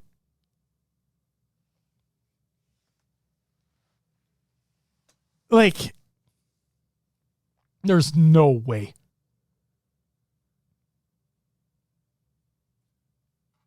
And Janko says, Shopify did beat Optic last week in scrims. Janko, 2 things. 1, scrims don't matter. I'm just going to throw that out there. Scrims don't matter. But if I'm going to flip what you said on Ted, Optic did just sweep Shopify in Pro League where there was money on the line.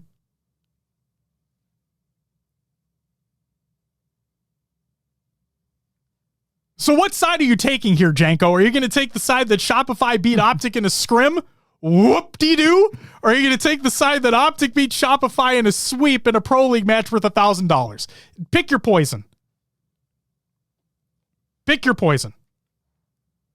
It's online, dude. It doesn't fucking matter. It just doesn't matter. Hunter says, I'm hurt to see Complexity predicted top 8. Hey, Hunter, if I'm gonna sit here and preach that online doesn't matter, I gave you motherfuckers praise. Okay? Will can attest to this. I gave you guys praise for the past 2 to 3 weeks now, I believe, where again, it's online, but you guys have been making strides in that online performance. You guys have been making absolute strides there. Now let's see if it culminates on LAN. And the top 8 thing is just based off how our brackets go. It is what it is. We did talk about how Complexity could even win the pool. Yep, exactly. So we'll see. It is just a wait and see. It is. Will and I were saying that in Pool B, we believe that the 3 major teams in Pool B could win. We both have FaZe winning it, but we believe any of those 3, depending upon how the matches go, either of those 3 could win. And then in Pool D, Space Station or Complexity could also be a toss-up on who wins that pool. And then, of course, brackets are fucked from that point forward, and who knows what's going to happen. But there you go.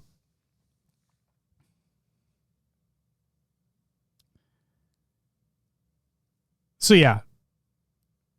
Like,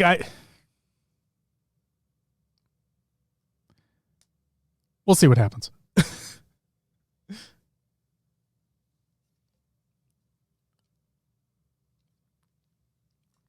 I think Optic are going to win this event. I think they're going to win it through the winner's side. And I am so...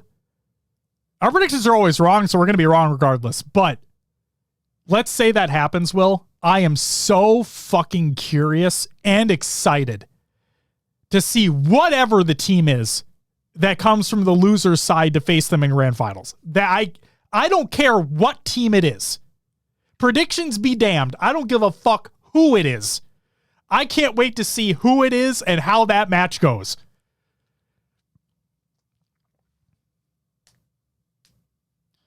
Ronan says, I think whoever wins grand finals will be Optic. That's solid prediction. There you go. Oh my God. Optic is just playing so well, and it doesn't look like anybody can touch them.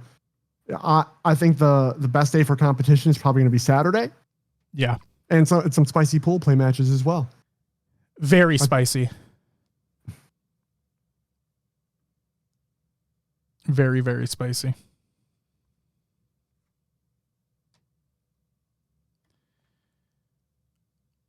Oh, boy.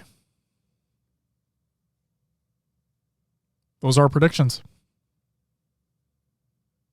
on the screen for everybody to see. There they are. Or you just listen to them if you're listening to the audio version of the show. And if you are, we appreciate you.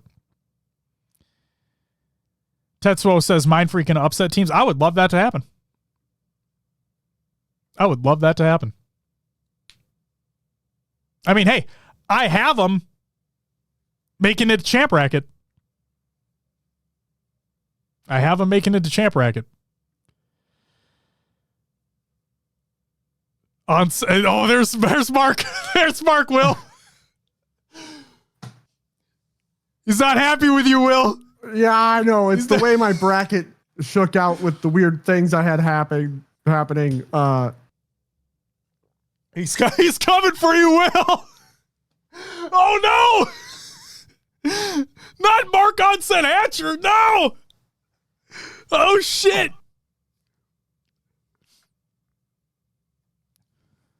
You know what? My bad.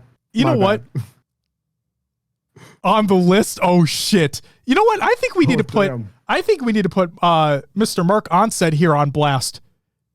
And I think we need to put Mr. Bravo on blast as well because Mark, I'm pretty sure I specifically remember listening to The Narrative, which everybody should go listen to, by the way, which, hey, motherfucker, guess what? It is a podcast now. How's that feel? You're the one that fucking announced it. It is a podcast now. Thank you very much.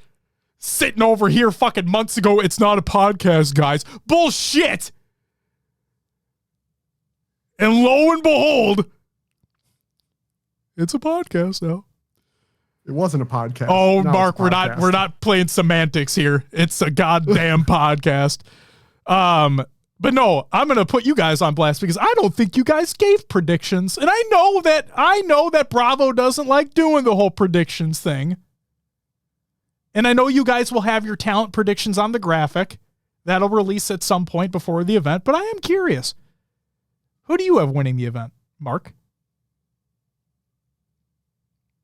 Who do you have winning the event? You don't have to give me a top whatever. You can just give me the winner. Who do you think wins? Curious. Or you can feel free not to share if you don't want to. But I feel like if we have to stand by our awful predictions, then you should have to stand by it too, you know? Stand by our awful predictions. Actually, Will, clearly with your top 12 placing for an MSSC, he doesn't want to go anywhere near that.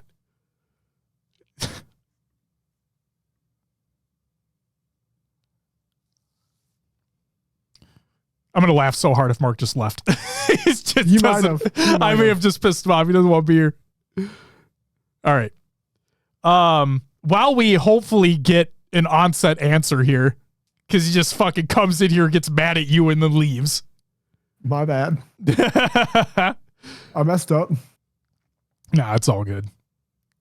I think it's time we get into some regular... Well, actually, let me just say this. Will, is there anything you want to add about SLC before we move on? Just excited to see everybody for a good event. Excited to see what Space Station does because I did not go last year. And it's going to be awesome. I don't know. It's going to be great. Great Halo weekend. It should be the best event of the year. Stood by it last year. I'll stand by it again. And we're not even there yet. But I truly believe this will be the best event of the year. We now know that there will be no official HCS like competitive roadmap or anything for Infinite next year. So for folks that may have been listening for a while, for folks that may be new here, something that we say every single event as they happen is if you have the means to go, please go. Because as literally we get the announcement just a couple days ago, You never know how many more of these you're going to have. Okay? You have to cherish each and every one of them that we do get. So if you have the means to go, please do go. Any event. It doesn't matter which one. Just any event you're able to go to. If it's in your means, if it's in your location, or if it's close to it, please fucking go. It is so worth it. It is so worth it. And to everybody that is going to be at SLC, Will, myself, the Pro Talk community members, all the players, all the fans, all the talent, all the behind the scenes folks, it's going to be fucking awesome.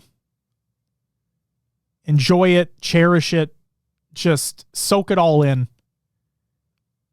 And just understand that we're all there for the same fucking thing. And it's to watch the game that we all fucking love. So we'll see you this weekend.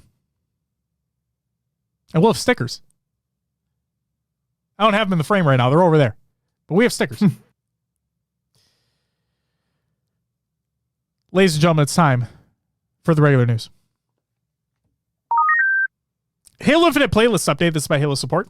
Several community-made Forge maps inspired by Halo 2 have been added to the legacy game modes in Arena Social, Ascension, Beaver Canyon, Boulevard, Canopy, Conjurer, and Serenity. Players are now less likely to respawn outside of the playable area and out with a bang. Players can now more consistently pick up weapons from the weapon rack in the ramp area of Domicile, and player collision on last broadcast and team doubles has improved to reduce instances of players leaving the intended playable area. And then finally, the Hayabusa helmet will return with a catch. This is by Sketch. That rhymed. We can confirm the Hayabusa helmet will be back in the exchange for one final run during the Halo Infinite September operation. Start saving your Spartan points. This all came to fruition via a licensing partnership. It's a unique situation compared to other exchange content. That is why it is not permanently going to be available. Okay? So if you don't have the Spartan points yet, go save them up now. Get your Spartan points. Understand that the Hayabusa helmet, if you didn't already get it, will be in the exchange in September. Get it while the getting's good. Because it sounds like it's going to be the only other opportunity you're ever going to have to get it in the game. There you go. And that's it for the regular news. Got out of the games, watch! Fuck the Saudi blood money, but I got to give a big congratulations to Optic Gaming. Talk about Optic Gaming. They won the Esports World Championship for Call of Duty. And they did it in dominant fashion. And there was a lot of talk. Will I still hold champs as kind of like the pinnacle of the COD esports scene, and Optic already won that. This was the final bow on the year. And a lot of people in the COD space were looking at this as this would truly solidify this Optic roster as one of the greatest and all that stuff. And I can agree with that. But yeah, they won it they won it in dominant fashion. They looked incredible as they did at champs this year as well. COD's about to enter their off season, right? Black Ops 7 is going to be releasing later in the year. Mm-hmm. I am very curious what this Optic roster is going to look like in the new game. Because for those who don't remember, Optic won last year, right? They won Worlds last year. And they were on top of the world. Nothing could touch them. They didn't win EWC, but they won champs that year. They go into Black Ops 6. It was a fucking disaster. I would argue to say it was one of the biggest drop-offs I think we may have ever seen. Where typically you'd have that world champion team either fighting for a repeat or making things interesting, right?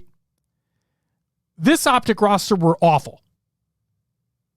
And they went through team change after team change after team change after team change after dropping people and picking back up people to drop them again to pick them back up again. It was a mess. It was a hot mess. And it all culminates and getting Merck, getting back Hook, and just having a Cinderella run for the fucking ages. Hunter says they were 0-18. Beth says they were 0-18 at one point. Think about that. You go from winning champs last year to being 0-18 at one point during this year to making the necessary team changes to get the team that you had to make your run to win Worlds again and win EWC right after. What the fuck? Like, that's... I don't think you could have written it any better. So again, fuck the Saudi blood money, but congratulations to Optic on winning a WC. That, if you wanted to see great competition, that event had some great competition. And also, gotta give a fucking shout out to some Challengers players out there, because holy fucking moly, Will, they were causing upsets left and goddamn right. Really, I didn't pay attention as close as I should have. It's just okay. Seeing some highlights and stuff, but it's okay. They were causing some upsets over there. That's awesome. And like you said, don't know what rosters are going to look like going into Black Ops 7. Maybe this performance here will get some new players in the scene. Hunter says AM teams knocked out 3 pro teams. More reason franchising is terrible for esports. It's another reason why I think Challengers is such an important thing for the Call of Duty space. It's another reason why I think the open bracket is such an important thing within the Halo esports space. It's why I think that I believe Apex is doing something similar now as well. Please, chat, you can correct me if I'm wrong. But it's why we should be putting more emphasis on providing these avenues and these outlets for these AM players and these AM teams to truly make names for themselves and get the reps in against some of the best players and the best teams in the world and truly make fucking waves. So, just insane. Congratulations to Optic. That's it for Common Games Watch. It's time for Will's Adventures of the Nailovers. Another game's just for me, too. Will, spoiler alert, but what did you play? I played Halo Infinite. I was sitting here trying to think, like, did I play anything last week? I honestly can't remember. No idea. Maybe threw on Madden for like a game or something. I don't know. Brain's gone. Mine kind of like partway through the week, mine just shifted towards doing the tournament on Sunday. Yeah. So all I remember is playing Infinite. That's it. Dude, you were busy though. You were really fucking busy with shit. But hey, you got in some 8s last night though. I did. I jumped in some 8s. Did you win? Played one series. Yeah, it was styled here.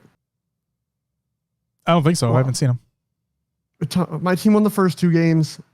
Diode won the second 2 games. We went to game 5 Slayer Streets. It was 49-49. They may have had 3 or 4 people swing market, and we only had like 2 or 3 swing purple, and 49-49. Everyone meeting in one spot, and Diode takes a team nade, and we win. That's how the series ended. Shit. I wish I had a better explanation of how my series went. I played one series. We lost. We lost in a reverse sweep. And the game 5 was one of my worst performances of all time. Oof. Will, I'm not ashamed to say that like I am not the greatest player in the world. That's kind of obvious. I was on breadstick alert for a while. Really? That's how bad it was. It was a Slayer on recharge.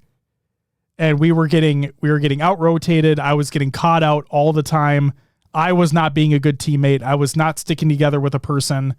I wasn't watching angles properly. I was getting just in bad situations time and time again. I own up to it. I was making some boneheaded plays. And yeah. Like I was doing a couple things towards the end of the game, but it didn't matter. It was so far gone at that point, it didn't fucking matter. So, but yeah, I'm not afraid to admit when I'm awful. And that game, I was truly awful. Like, I started the series off, it was amazing. I had one of the best games ever, game 1. And then like, oh, this is great. Like, feeling myself, this is feeling good. And then, yeah, like games 4 and 5, ooh, it was bad for you. Bad for you, boy. And Beth, you were not freaking awful. I think I was I was last on that team for that Slayer. I know that. I think I was like in game 5, maybe like 6 or 7 and 10, 11, whatever you want to call it. I don't remember exactly, but yeah, I did not pull my weight in that game 5 Slayer. Sometimes like that's the shitty part about like hindsight, right? Is like once the game was so far out of reach, I had that. I mean, I still fucking think about the game. Like, I'm still in my own head about it. It sucks. I want to be a better teammate, right? I want to be there for them, and I want to put them in, I want to help them be in better positions. I want to help myself be in better positions. And I was just a really fucking bad teammate that game 5. So I know they'll say everything's okay, and it is. It's just fucking 8s at the end of the day. It's online, doesn't matter. But no, like, it just, yeah, it sucks when you have a bad performance because you just know that, man, if I just did these things differently, it could put myself and the team in a better position. We could have maybe won the game. So, yeah, it is what it is. I still had fun, and that's all that matters. Other games quickly I played was Borderlands 3. I'm still plugging away at that because I'm just enjoying it and waiting for Borderlands 4. Donkey Kong Bonanza is a grand old time. And it's a grand old time in a sense you can turn your fucking brain off and smash shit. And who doesn't want to do that? It's fun. And then nice. Destiny motherfucking 2. The new expansion's awesome. I love it. I hit the soft cap a couple nights ago, which is 200. And so now I'm just doing like portal activities to just bump that up and bump that up. Will, remember one of the reasons why you and I love D1 so much back in the day? I mean, there was a lot of reasons. What's the one you're pointing to? There always felt like there was something to go for. Yeah. There always felt like even if you're doing the same thing over and over and over and over again, you're doing the same strike 10 fucking times in a row, you're always like getting something that can make you better in terms of light or in terms of power or whatever. Yeah. They basically brought that back. Okay. Now it's called the Portal.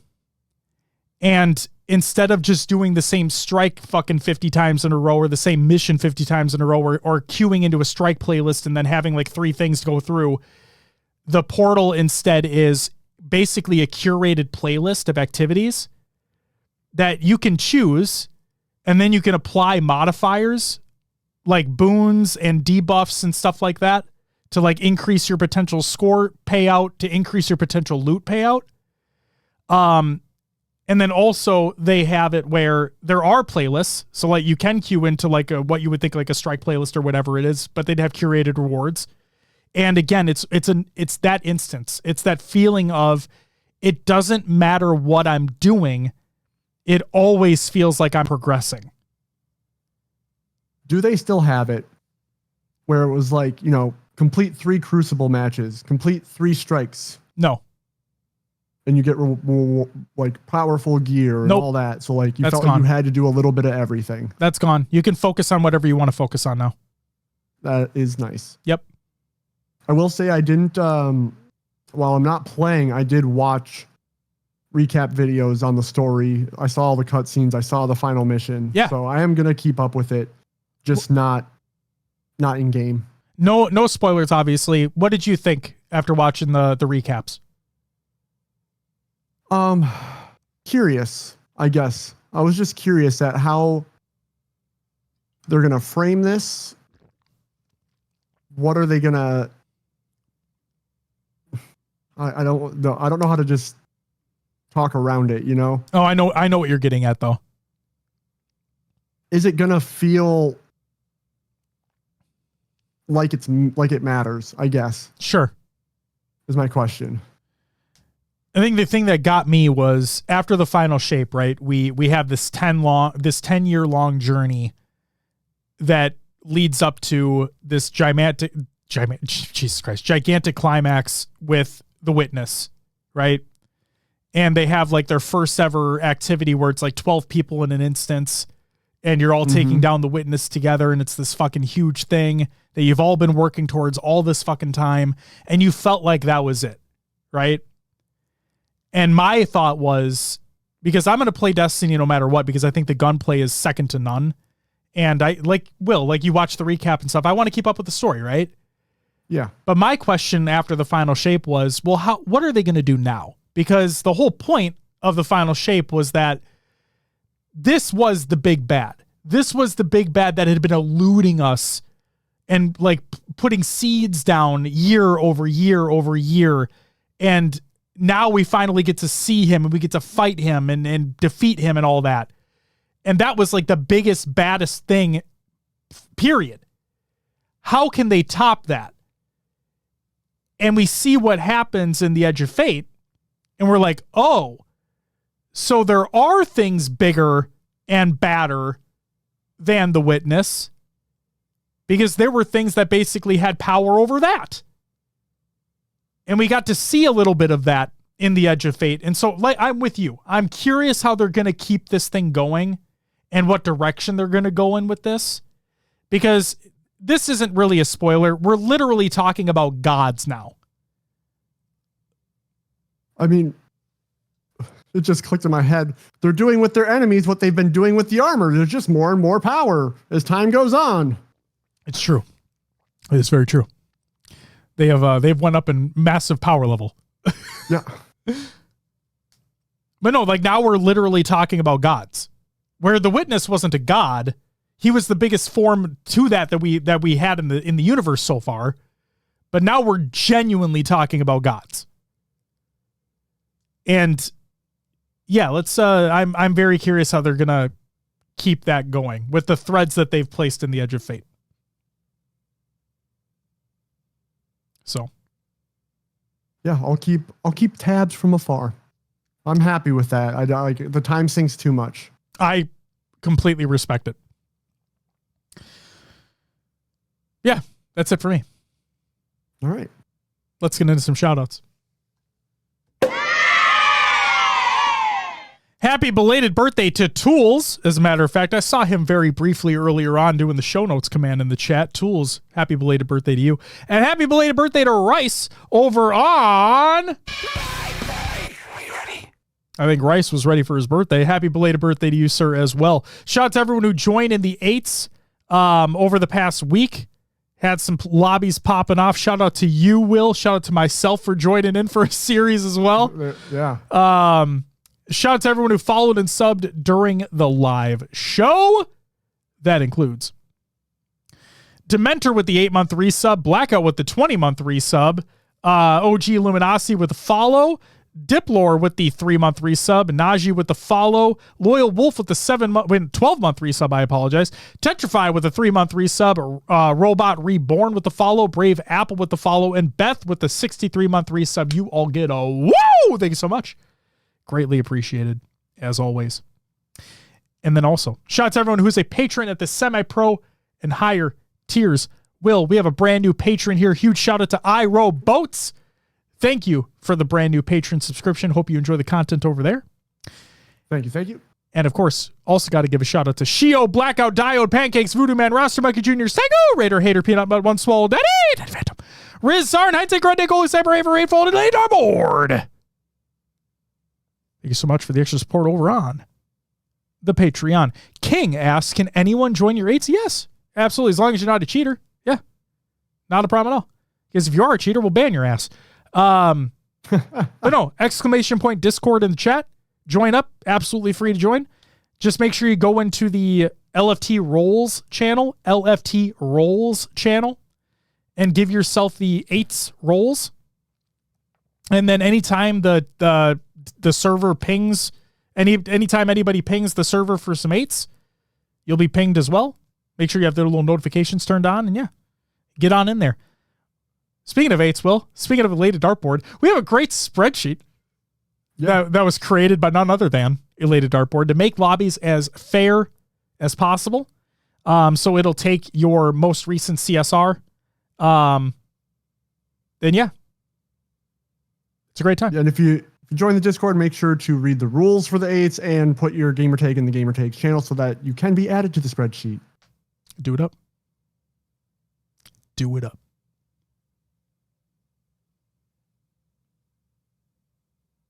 So yeah, there you go. Yes, anybody and everybody can join. Like Will said, read the rules. Like John said, don't be a shitter. Very simple.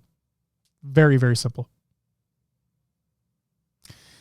Community creations, Halo memes every day, red.com/r/Halo memes. Go check them out. Legend hits a Killionaire in ranked. Will, have you seen this clip? Maybe. This thing is... I think so. This thing's unbelievably fucking nasty. He literally hits a Killionaire in a ranked game. It's a Fortress Flag, if I'm not mistaken. And I forget if it was Eva or somebody else had commented and be like, I think the most tragic part about this clip is that even while Legend is hitting a Killionaire, nobody grabs the fucking flag. Yep. No one grabs the fucking flag. That is a tragedy. Halo, go ahead. To be fair, he's like down by the flag. Maybe they just thought he was gonna grab it and run, but yeah, it's Legend like sniping everyone's head off. It's insane. Halo Community Spotlight by Halo Studios. Go check that out. New Women of Halo merch is available right now. This is by Women of Halo. Go check it out. And then the narrative, fucking Onset, he had to have left. They did a Reddit AMA, as a matter of fact. So go check out the questions and the answers that the narrative had provided to those questions in that Reddit AMA. The thread is in the Google Doc of the show notes of the show. And then, of course, speaking of the narrative, we also shouted out their Salt Lake City 2025 pre-show. It is in the show notes. Go give it a listen if you haven't already. It is a podcast. Subscribe on all your favorite podcast services. Will's going to shout one out in just a second. And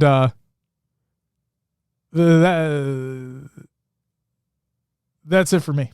Broken Hawk asks, I don't know if you explained it before, but any meaning behind the numbers on all of the jerseys? We like the numbers.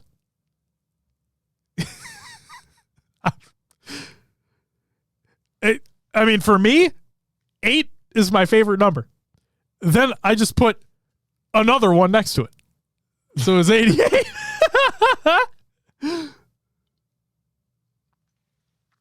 Clearly Snag and Zarners had the same fucking idea, though. These assholes steal my fucking number. A lot of 8s on the team. There are a lot of 8s on the team. Hey, there's a lot of 8s in the server. Hey. But Will, that's all I got. So if you could do me a favor and plug the fucking show. Of course. As always, you can find us on Patreon. We do a little extra content, audio show, video show, Q&As, things like that. If you're interested in supporting us a little further, check us out on Patreon, patreon.com/HCS Pro Talk. As always, you can find us on your favorite podcast services. Just search for HCS Pro Talk. We're on iTunes, Podbean, Spotify, and others like Josh's favorite. Pocket Cast. It's still not an ad, but it's still pretty fucking great app. If you want to find us out there on the internet, because that's basically where we are. Discord, Twitter, Blue Sky, Instagram, Facebook, YouTube, Twitch, TikTok, and we even have merch. Exclamation point, Linktree in chat, or Linktree/HCS Pro Talk, where you can get access to all those sites. And as always, if you go to hcsprotalk.com, no, it'll go to haloevolve.co. Your home for Halo.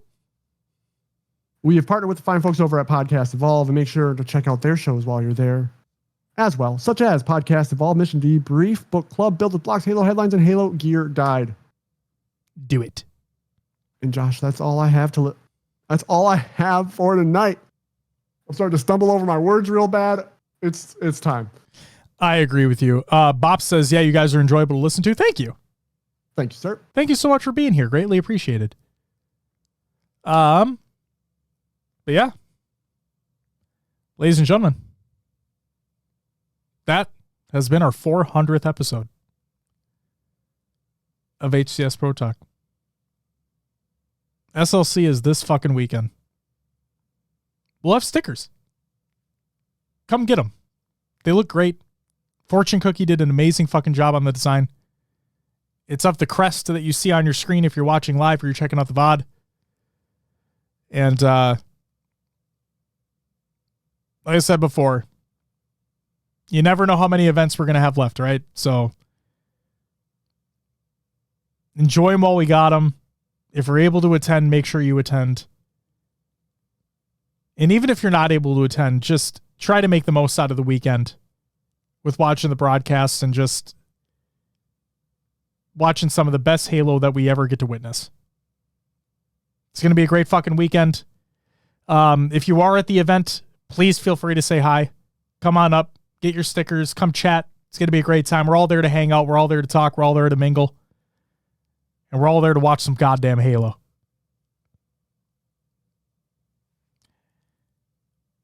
The last thing I want to say, and Will can attest to this as well, is this is going to sound weird, but it really hasn't hit me. And Will, I don't know about you, but it really hasn't hit me that this is our 400th episode. Me either. And I'm in the same boat. Yeah, and I don't mean for that to sound rude or anything, like, oh, it's just another run-of-the-mill episode, because that's not really the case. It's just the feeling of, like I said, it just hasn't hit me yet. But what has hit me, and what hits me every single week, is all of you guys that take the time to listen, that take the time to watch, that take the time to interact with us, whether it be on the Discord server, on Twitter, on YouTube in the comments, at events, wherever and however it may be. That hits every single time. So, like I said before, and I'll say it again, we're not going anywhere. You can insert the Wolf of Wall Street meme here. We're not going anywhere. I won't lie. Like during the off season, we maybe around the holidays, we may take a week or two off because that's what we've kind of done in the past. Get a little bit of a break, get a little bit of a breather as we head into what the hiatus will bring. But in the long term, we're not going anywhere. We'll be here every week. We'll talk about the scene that we all love. And there will always be something to talk about. I hope that you all stay with us. But if not, that's okay too. Completely understand. Please know if you were a newer fan of the HCS and you came in during Infinite, okay? Understand that this is not the end. Understand that this has happened before. Okay? Everything is going to be okay. We actually got an announcement this time, regardless of the poor timing of it. We got an announcement this time. Organizations want to help out in what ways they can during 2026 as we look forward to a new title whenever that is released. We love you all. We'll see you this weekend. But until then.